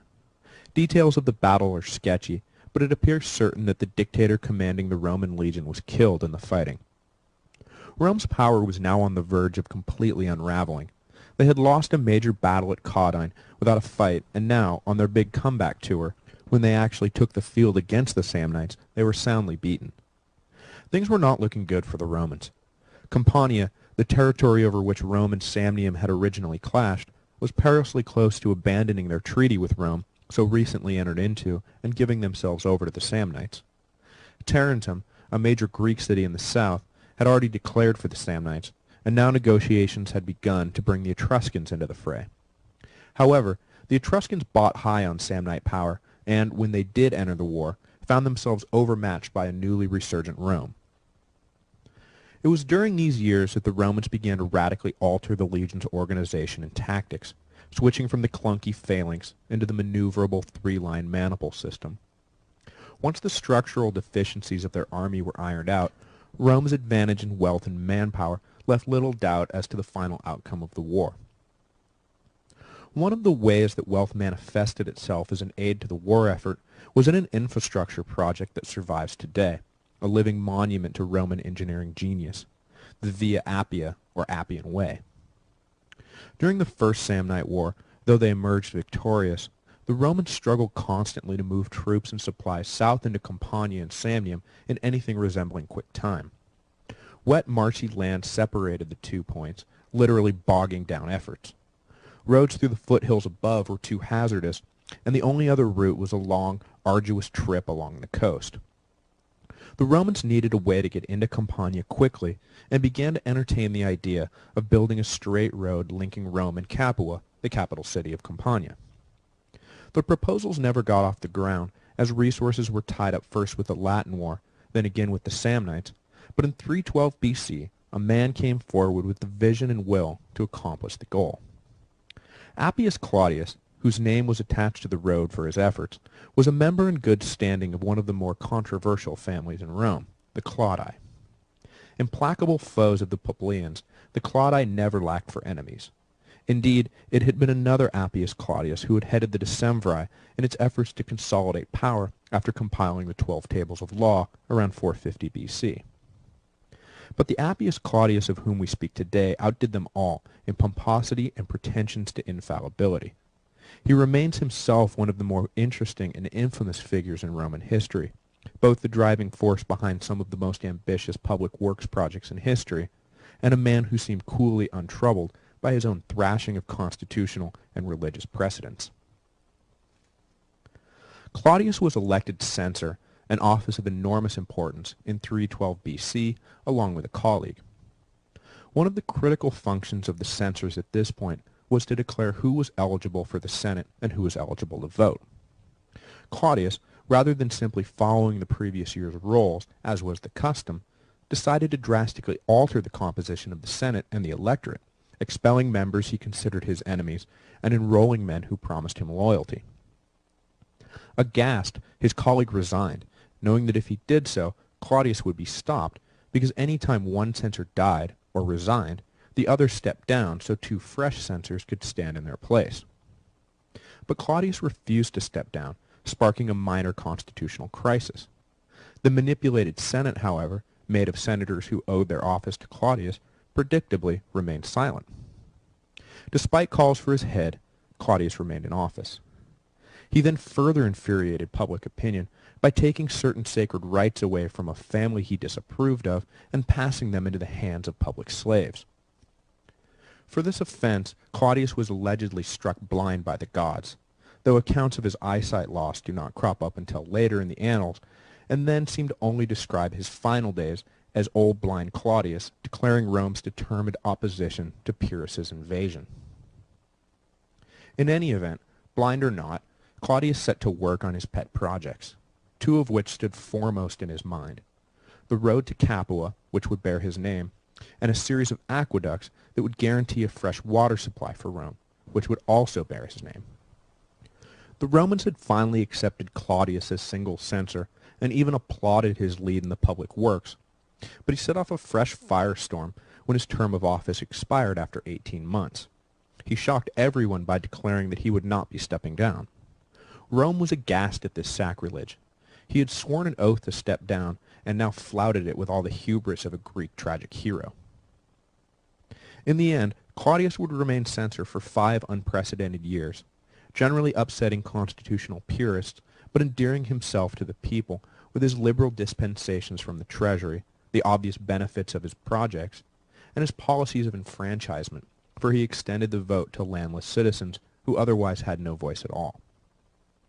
He proved sufficiently popular that when he stepped down, he immediately won election as consul. In later years, the scandals of Appius Claudius were largely forgotten, and he was remembered first and foremost as the man who gave the Romans their most important road and their most important network of aqueducts.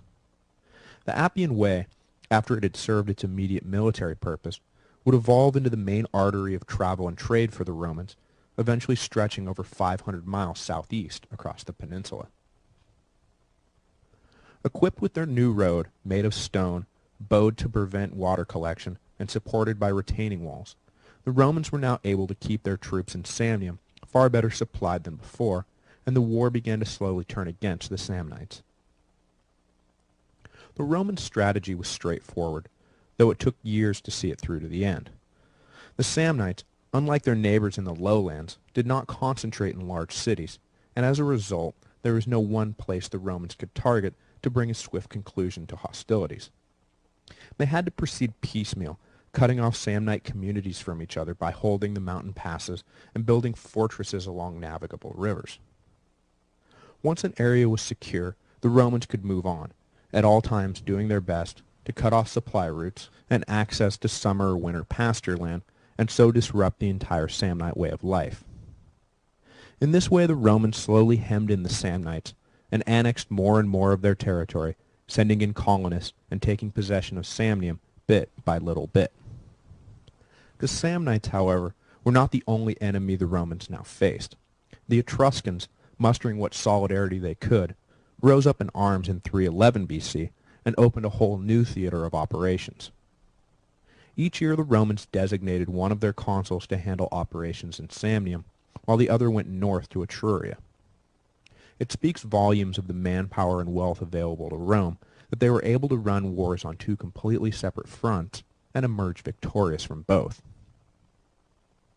The Romans were in the driver's seat for most of the decade, with the Senate truly gripped by panic only once, in 310 BC, and even then it was a panic from a lack of information rather than from any true danger.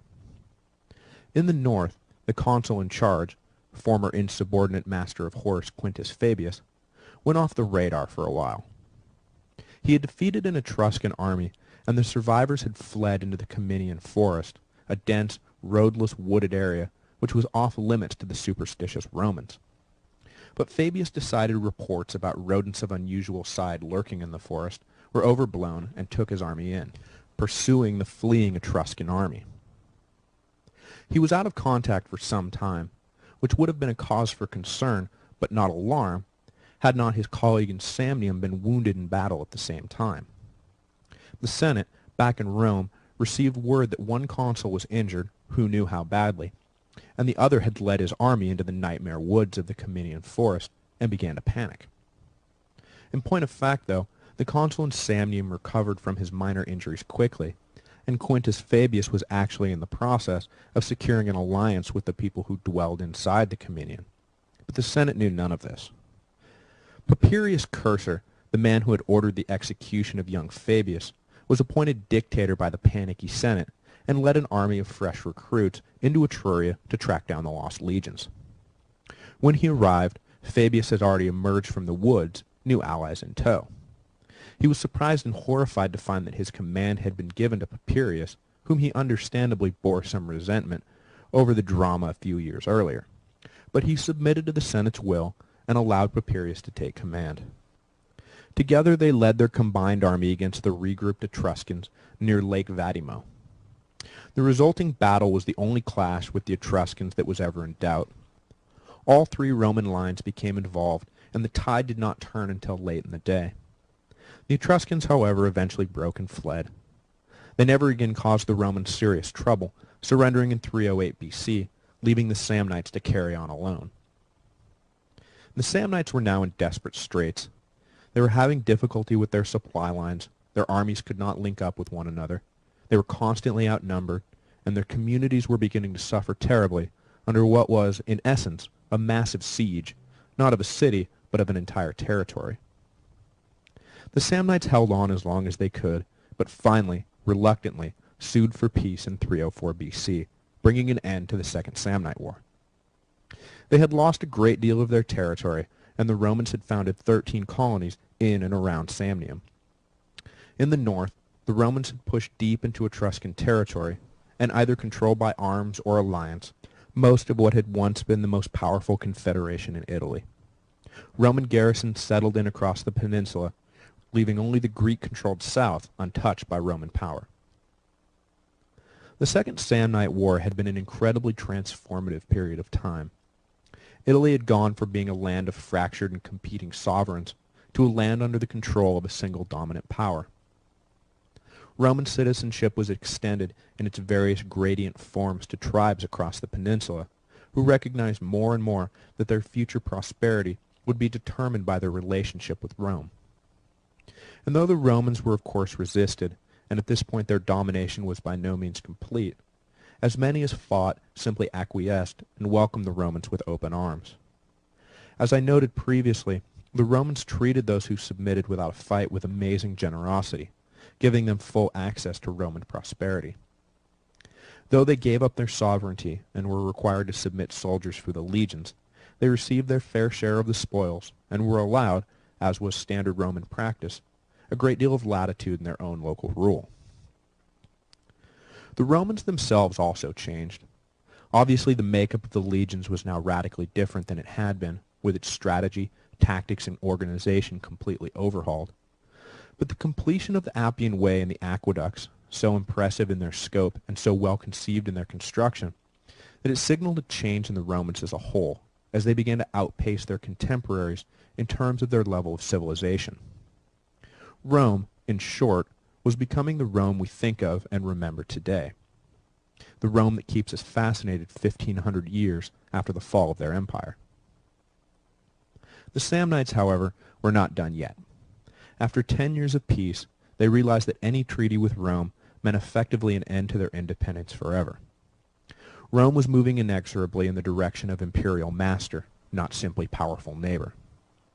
In a last, desperate play for general Italian independence, the Samnites organized and led a coalition that included the Etruscans, the Umbrians, and even the Gauls against Roman power. Next week, we will cover the resulting conflict, known as the Third Samnite War, though the name is a bit of a misnomer.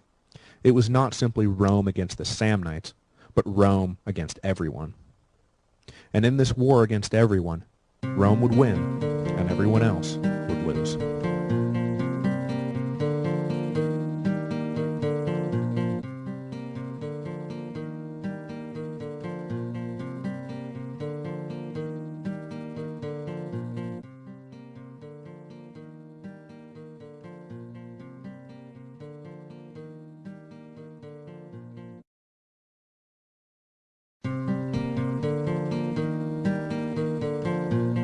Hello, and welcome to the History of Rome. As the 300s gave way to the 200s BC, Rome found itself the de facto master of Italy. It was not yet official, but for all intents and purposes, Italy belonged to Rome. Certainly the Romans saw themselves as being in charge, and their actions in the immediate aftermath of the long Second Samnite War demonstrated this.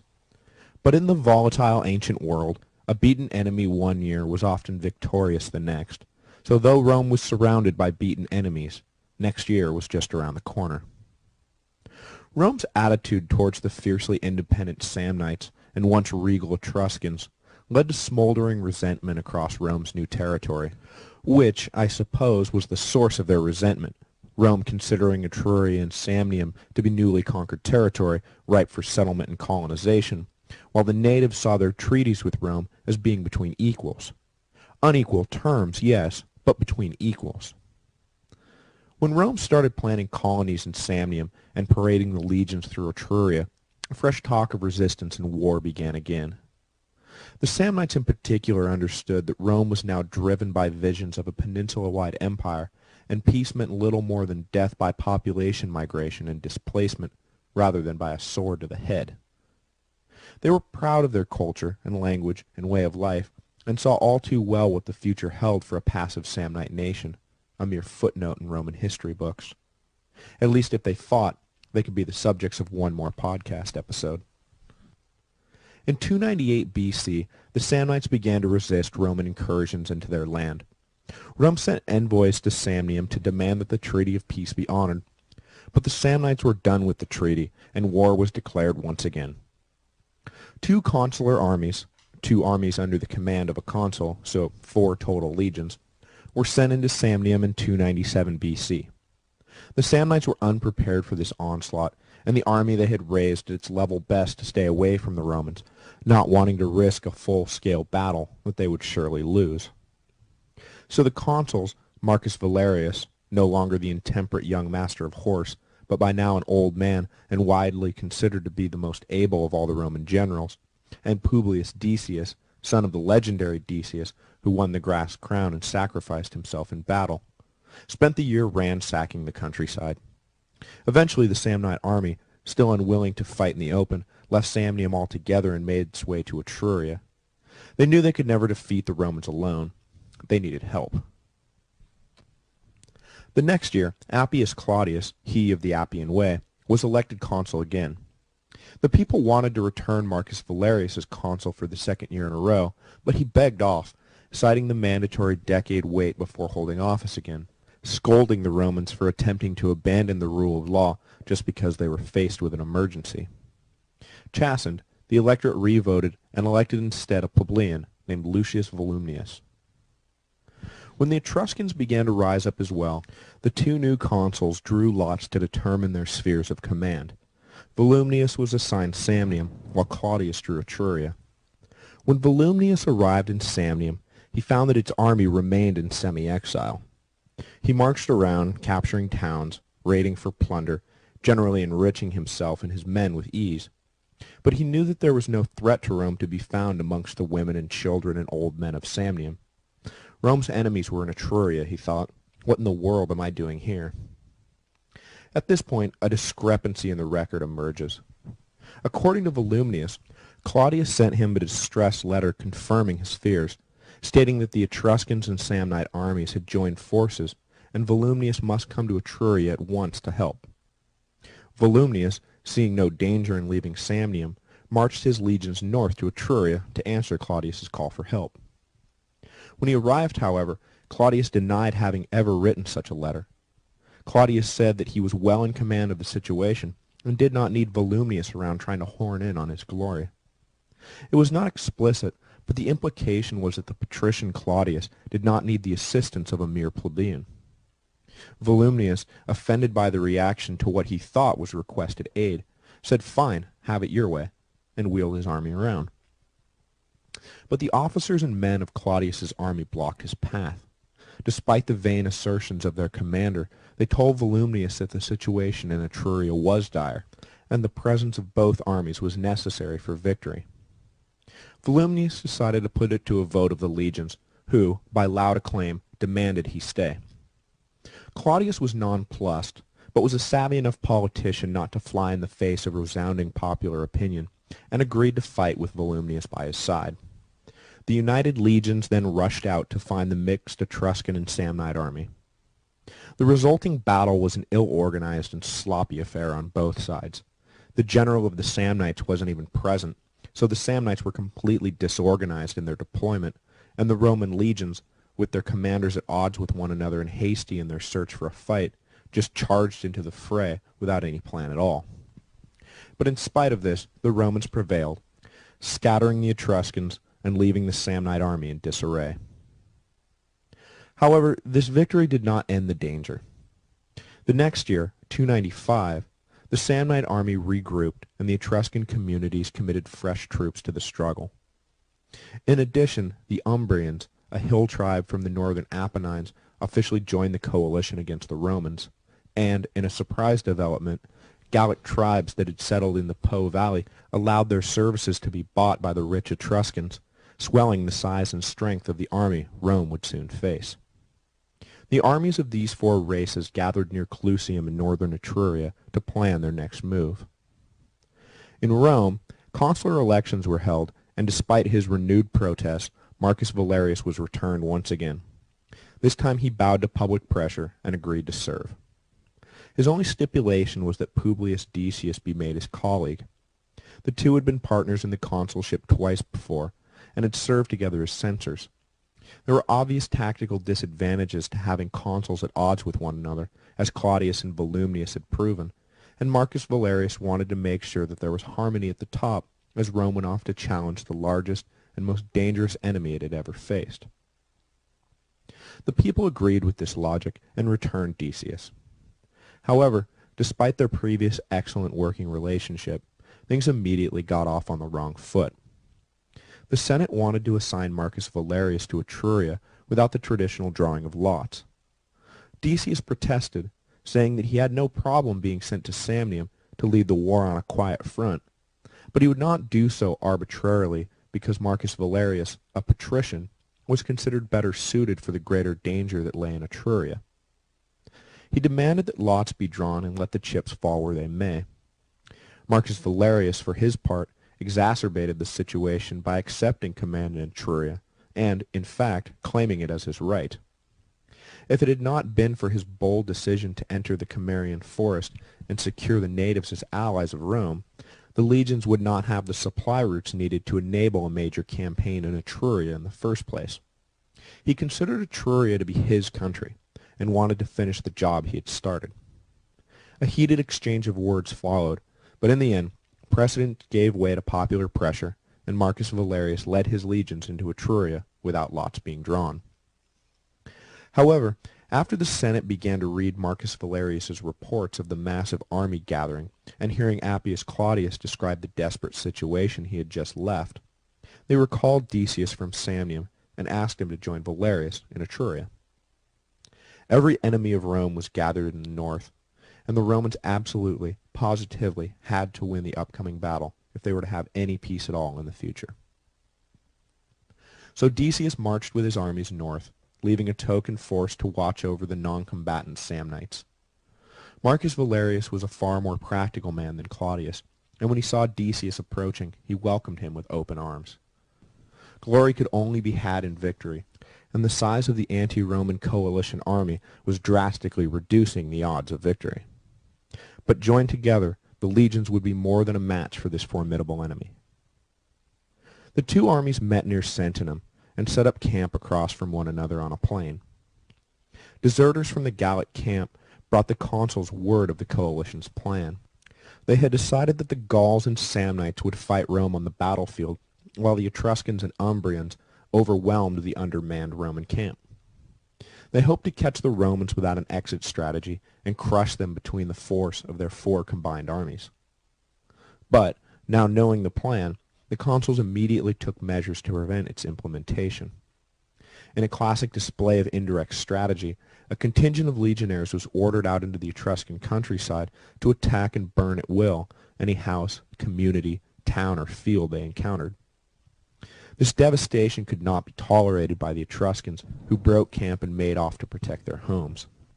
Having now peeled off at least a fourth of the opposing forces and throwing a wrench in the coalition plan, the Romans immediately sought a battle, which the remaining Samnites, Umbrians, and Gauls welcomed, abandoning their dual attack strategy for one all-out attack.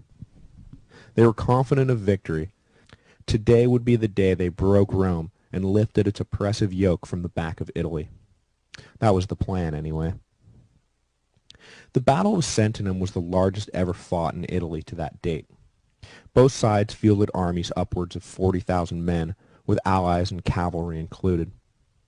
On the Roman side, Decius commanded the left flank against the Gauls, while Marcus Valerius took the right against the Samnites. Though united in purpose, they took very different approaches. Valerius felt that Rome's strength lay in its discipline and endurance, that the Gauls and Samnites started strong but faded down the stretch. He took a conservative approach, holding against Samnite rushes, but not pressing the advantage or taking risks. Once they tired, though, he planned on crushing them. Decius, however, the junior partner, had no such patience. He wanted to meet strength with strength, and push back with everything he had against the Gauls. When they began to falter, Decius decided to win the battle early and decisively, but in his haste for glory, he sealed his own fate. He led a bold cavalry charge into the heart of the Gallic line, but, rather than breaking them, he found his own forces scattered and killed, and when the cavalry wheeled around to escape the Gallic attack, they charged headlong into the front lines of the Roman infantry, crushing under hoof many of their own men. The Roman left was in complete disarray and began to panic and flee. Decius, however, recognizing his folly, and here we are moving into romantic, vivid Roman storytelling, knew what he had to do. He called a priest and declared that as his father had sacrificed himself to ensure victory, so too would he, to atone for his folly. He anointed himself and, wrapped in a ceremonial robe, followed his father into the underworld. Seeing their commander's sacrifice, the Roman left rallied and charged the Gauls. On the right, Marcus Valerius's plan was about to come to fruition. He saw that the spears were thrown with a little less force and a little more aimlessly. He ordered his cavalry in middle line around to the right and pressed the Samnite flank. When they turned, Valerius ordered his main line to charge ahead and take no prisoners. The Samnites could not long endure the dual front, and finally, after a full day's fighting, they broke and fled. The Gauls, along with the Umbrian forces, were now pinned between two armies, and, recognizing the fight was lost, followed the Samnites into the Etruscan countryside. The Romans had faced a combined army of the four strongest tribes in Italy, and emerged victorious. The peninsula was now Rome's, and would remain so for the next 800 years. The war against the Samnites would carry on for another 5 years, but at Sentinum the fate of Italy was sealed. A final clash between the Romans and Samnites was fought at Aquilonia in 293 BC, with the Romans completely dominating an enemy that had once been more than equal to Roman strength. The Samnites were beaten, finally and completely, and the 5 decades-long struggle came to an end. But though they could no longer muster the force necessary to resist Roman domination, Samnite resentment never died. 200 years later, the Samnites would be at the center of the Social War, an Italian revolt against Roman discrimination. In that war, they were the first to take the field and the last to surrender. But that story is for another day. Next week we will turn our attention south. The new Roman dream of an Italian empire was fast becoming a reality, and the only thing that stood in their way now was the Greek cities of Magna Graecia. The time had come for the independent city-states in the south to recognize a new master, though subduing the Greeks would be no easy task. They were as skilled at war as the Romans and had the resources of Greece to support them in their struggle, and one general in particular, Pyrrhus of Epirus, a relative of Alexander the Great, to lead them. Greece was fresh off conquering half the world under Alexander and was the premier civilization of its day. This would be the first in a series of clashes between the upstart Romans and the long-established Greeks that would mark the transition from Greek to Roman dominance in the Mediterranean. Though when Pyrrhus climbed aboard his ship to sail for Italy, he knew none of this. He thought he was off to put down some barbaric rabble and maybe get rich, but he had no idea what he was up against.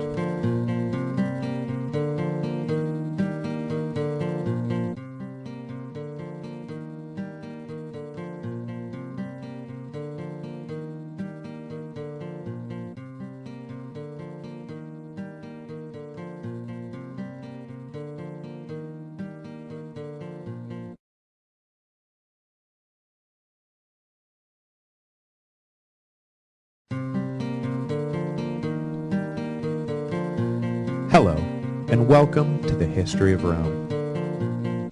After defeating the Etruscans in the north and the Samnites in the east, the Romans now looked to Magna Graecia in the south for fresh conquests.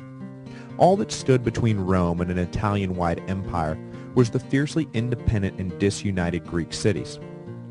Despite the collective threat they faced from Rome, the rivalry between the cities of Magna Graecia precluded any organized resistance.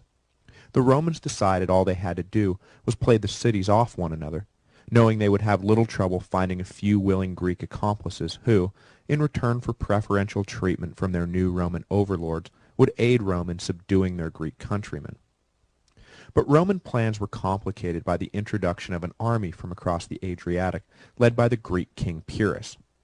Answering calls for aid against the Romans, Pyrrhus had dreams of an Italian kingdom for himself, and though his dreams were ultimately foiled, the battles he fought against the Romans marked the opening salvo in a struggle between the Roman West and the Greek East that would end 100 years later with a bewildered Greek nation kneeling before their new Roman masters. Prior to the invasion by Pyrrhus, the eastern and western Mediterranean had, for the most part, been completely separate from one another.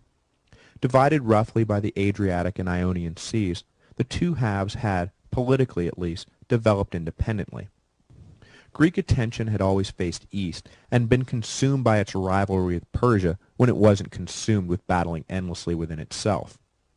There were, of course, Greeks who had migrated west to the south of Italy and Sicily, but once their cities were founded, it was like they lived in a different world.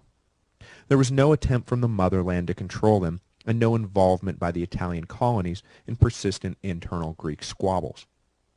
The only major historical overlap was the Athenian invasion of Sicily during the Peloponnesian War in 415 BC. The expedition had ended so disastrously for the Athenians, many point to it as the principal reason Athens ultimately lost that war, that the thought of going west filled the Greeks with prudent revulsion for generations. They had enough to deal with in the east without courting disaster in the west. When Alexander ascended to the throne in 338 BC, all of his ambition lay east with the conquest of Persia and beyond. It has long been a source of speculation how different things would have turned out had Alexander turned west and faced the nascent Roman Empire rather than going east to fight the Persians. It was only 650 miles from Athens to Rome, and Alexander, who marched 3,000 miles to India undefeated, could have taken Italy almost as an afterthought.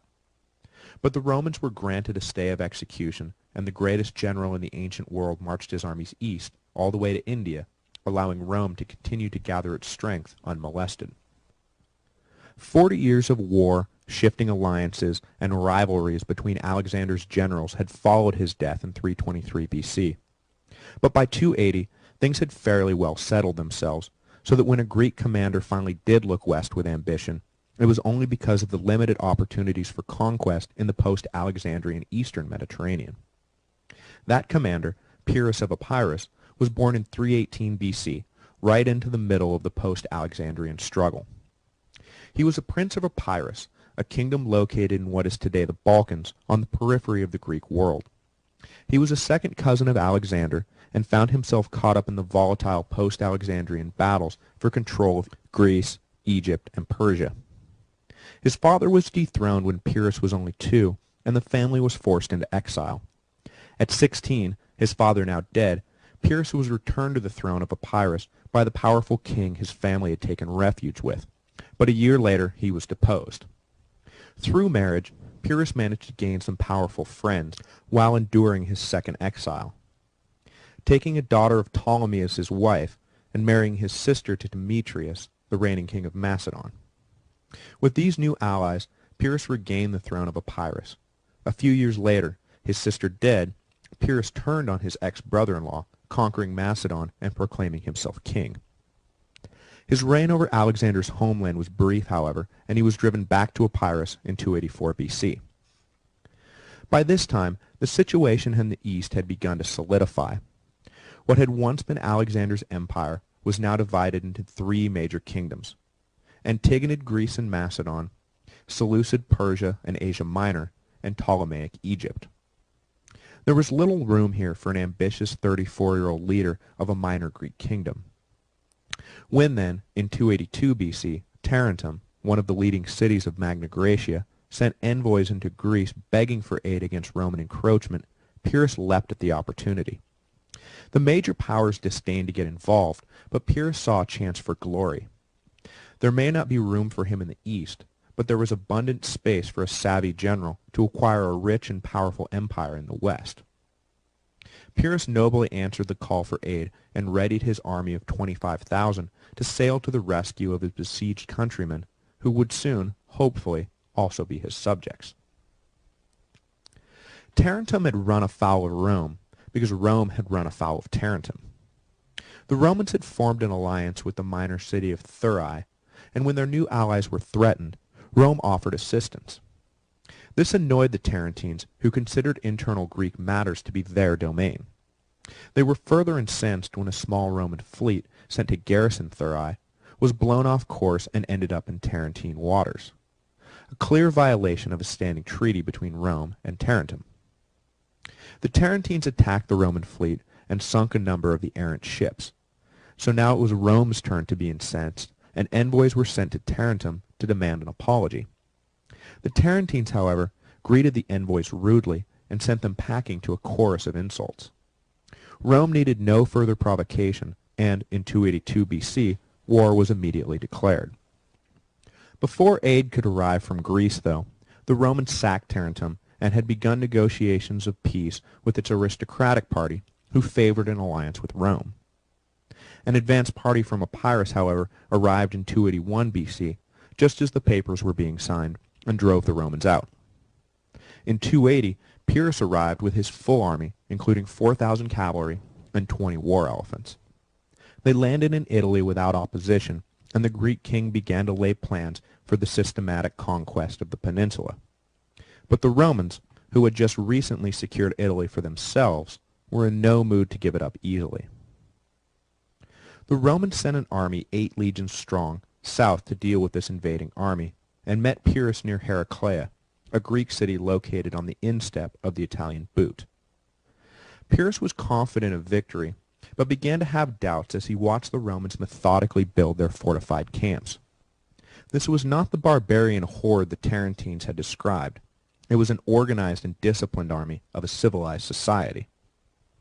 Mildly worried, but undeterred, Pyrrhus led his army out into the field. The disciplined Greek phalanx was more than a match for the Romans, and Pyrrhus's army soon gained the upper hand.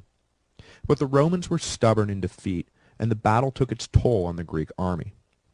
Pyrrhus lost 4,000 of his best troops, and watched with consternation as the Romans, far from breaking and fleeing in panic, withdrew in an orderly fashion back to their camp. This was not going to be as easy as he thought. The Battle of Heraclea was important for 2 reasons. First, it was the first time the newly reformed Maniple legions had faced the might of a full Greek phalanx. True, the legions had lost, but the fight was by no means lopsided. Second, it was also the first time the Romans faced war elephants. The Roman cavalry was terrified by the huge beasts, and the presence of the elephants played a major role in tipping the battle in Pyrrhus's favor. The Romans would learn from their defeat and craft new ways to attack the phalanx and tactics to deal with the hitherto unknown elephant. Tactics that would come into play when Hannibal deployed them time and again against the Romans in the Second Punic War. The Romans next met Pyrrhus further north at Asculum, on the east side of the Apennines. By this time Pyrrhus had reinforced himself with some new Italian allies, most notably a collection of Samnite tribes. But the Greek king was disappointed by his inability to peel off more Italian allies from Rome. The Romans had done much to shore up their alliances, and Pyrrhus's plan of turning the Italians en masse against Rome was not coming to fruition easily. When the two sides met near Asculum, they fielded equal armies of about 40,000. The Romans were led by Publius Decius, son of the hero of the Third Samnite War and grandson of the hero of the First Samnite War, who brought with him new devices to deal with the war elephants, including chariots that would circle the legs of the huge beasts with rope and bring them crashing down.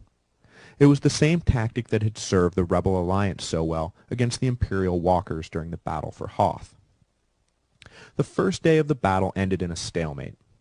The Greek forces broke the legions they faced on the left wing, but the Romans defeated the Samnite and Tarentine forces in the center. Pyrrhus tried to press his advantage on the wing, but the beaten Romans retreated up a steep hill, too steep for the Greek phalanx to follow.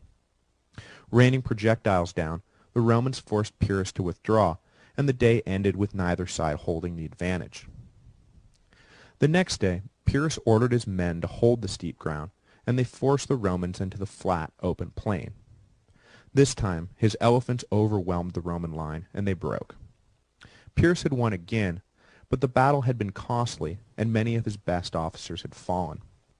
Congratulated on his triumph, Pyrrhus famously commented, "One more such victory, and we are undone," giving rise to the expression Pyrrhic victory to describe a costly success.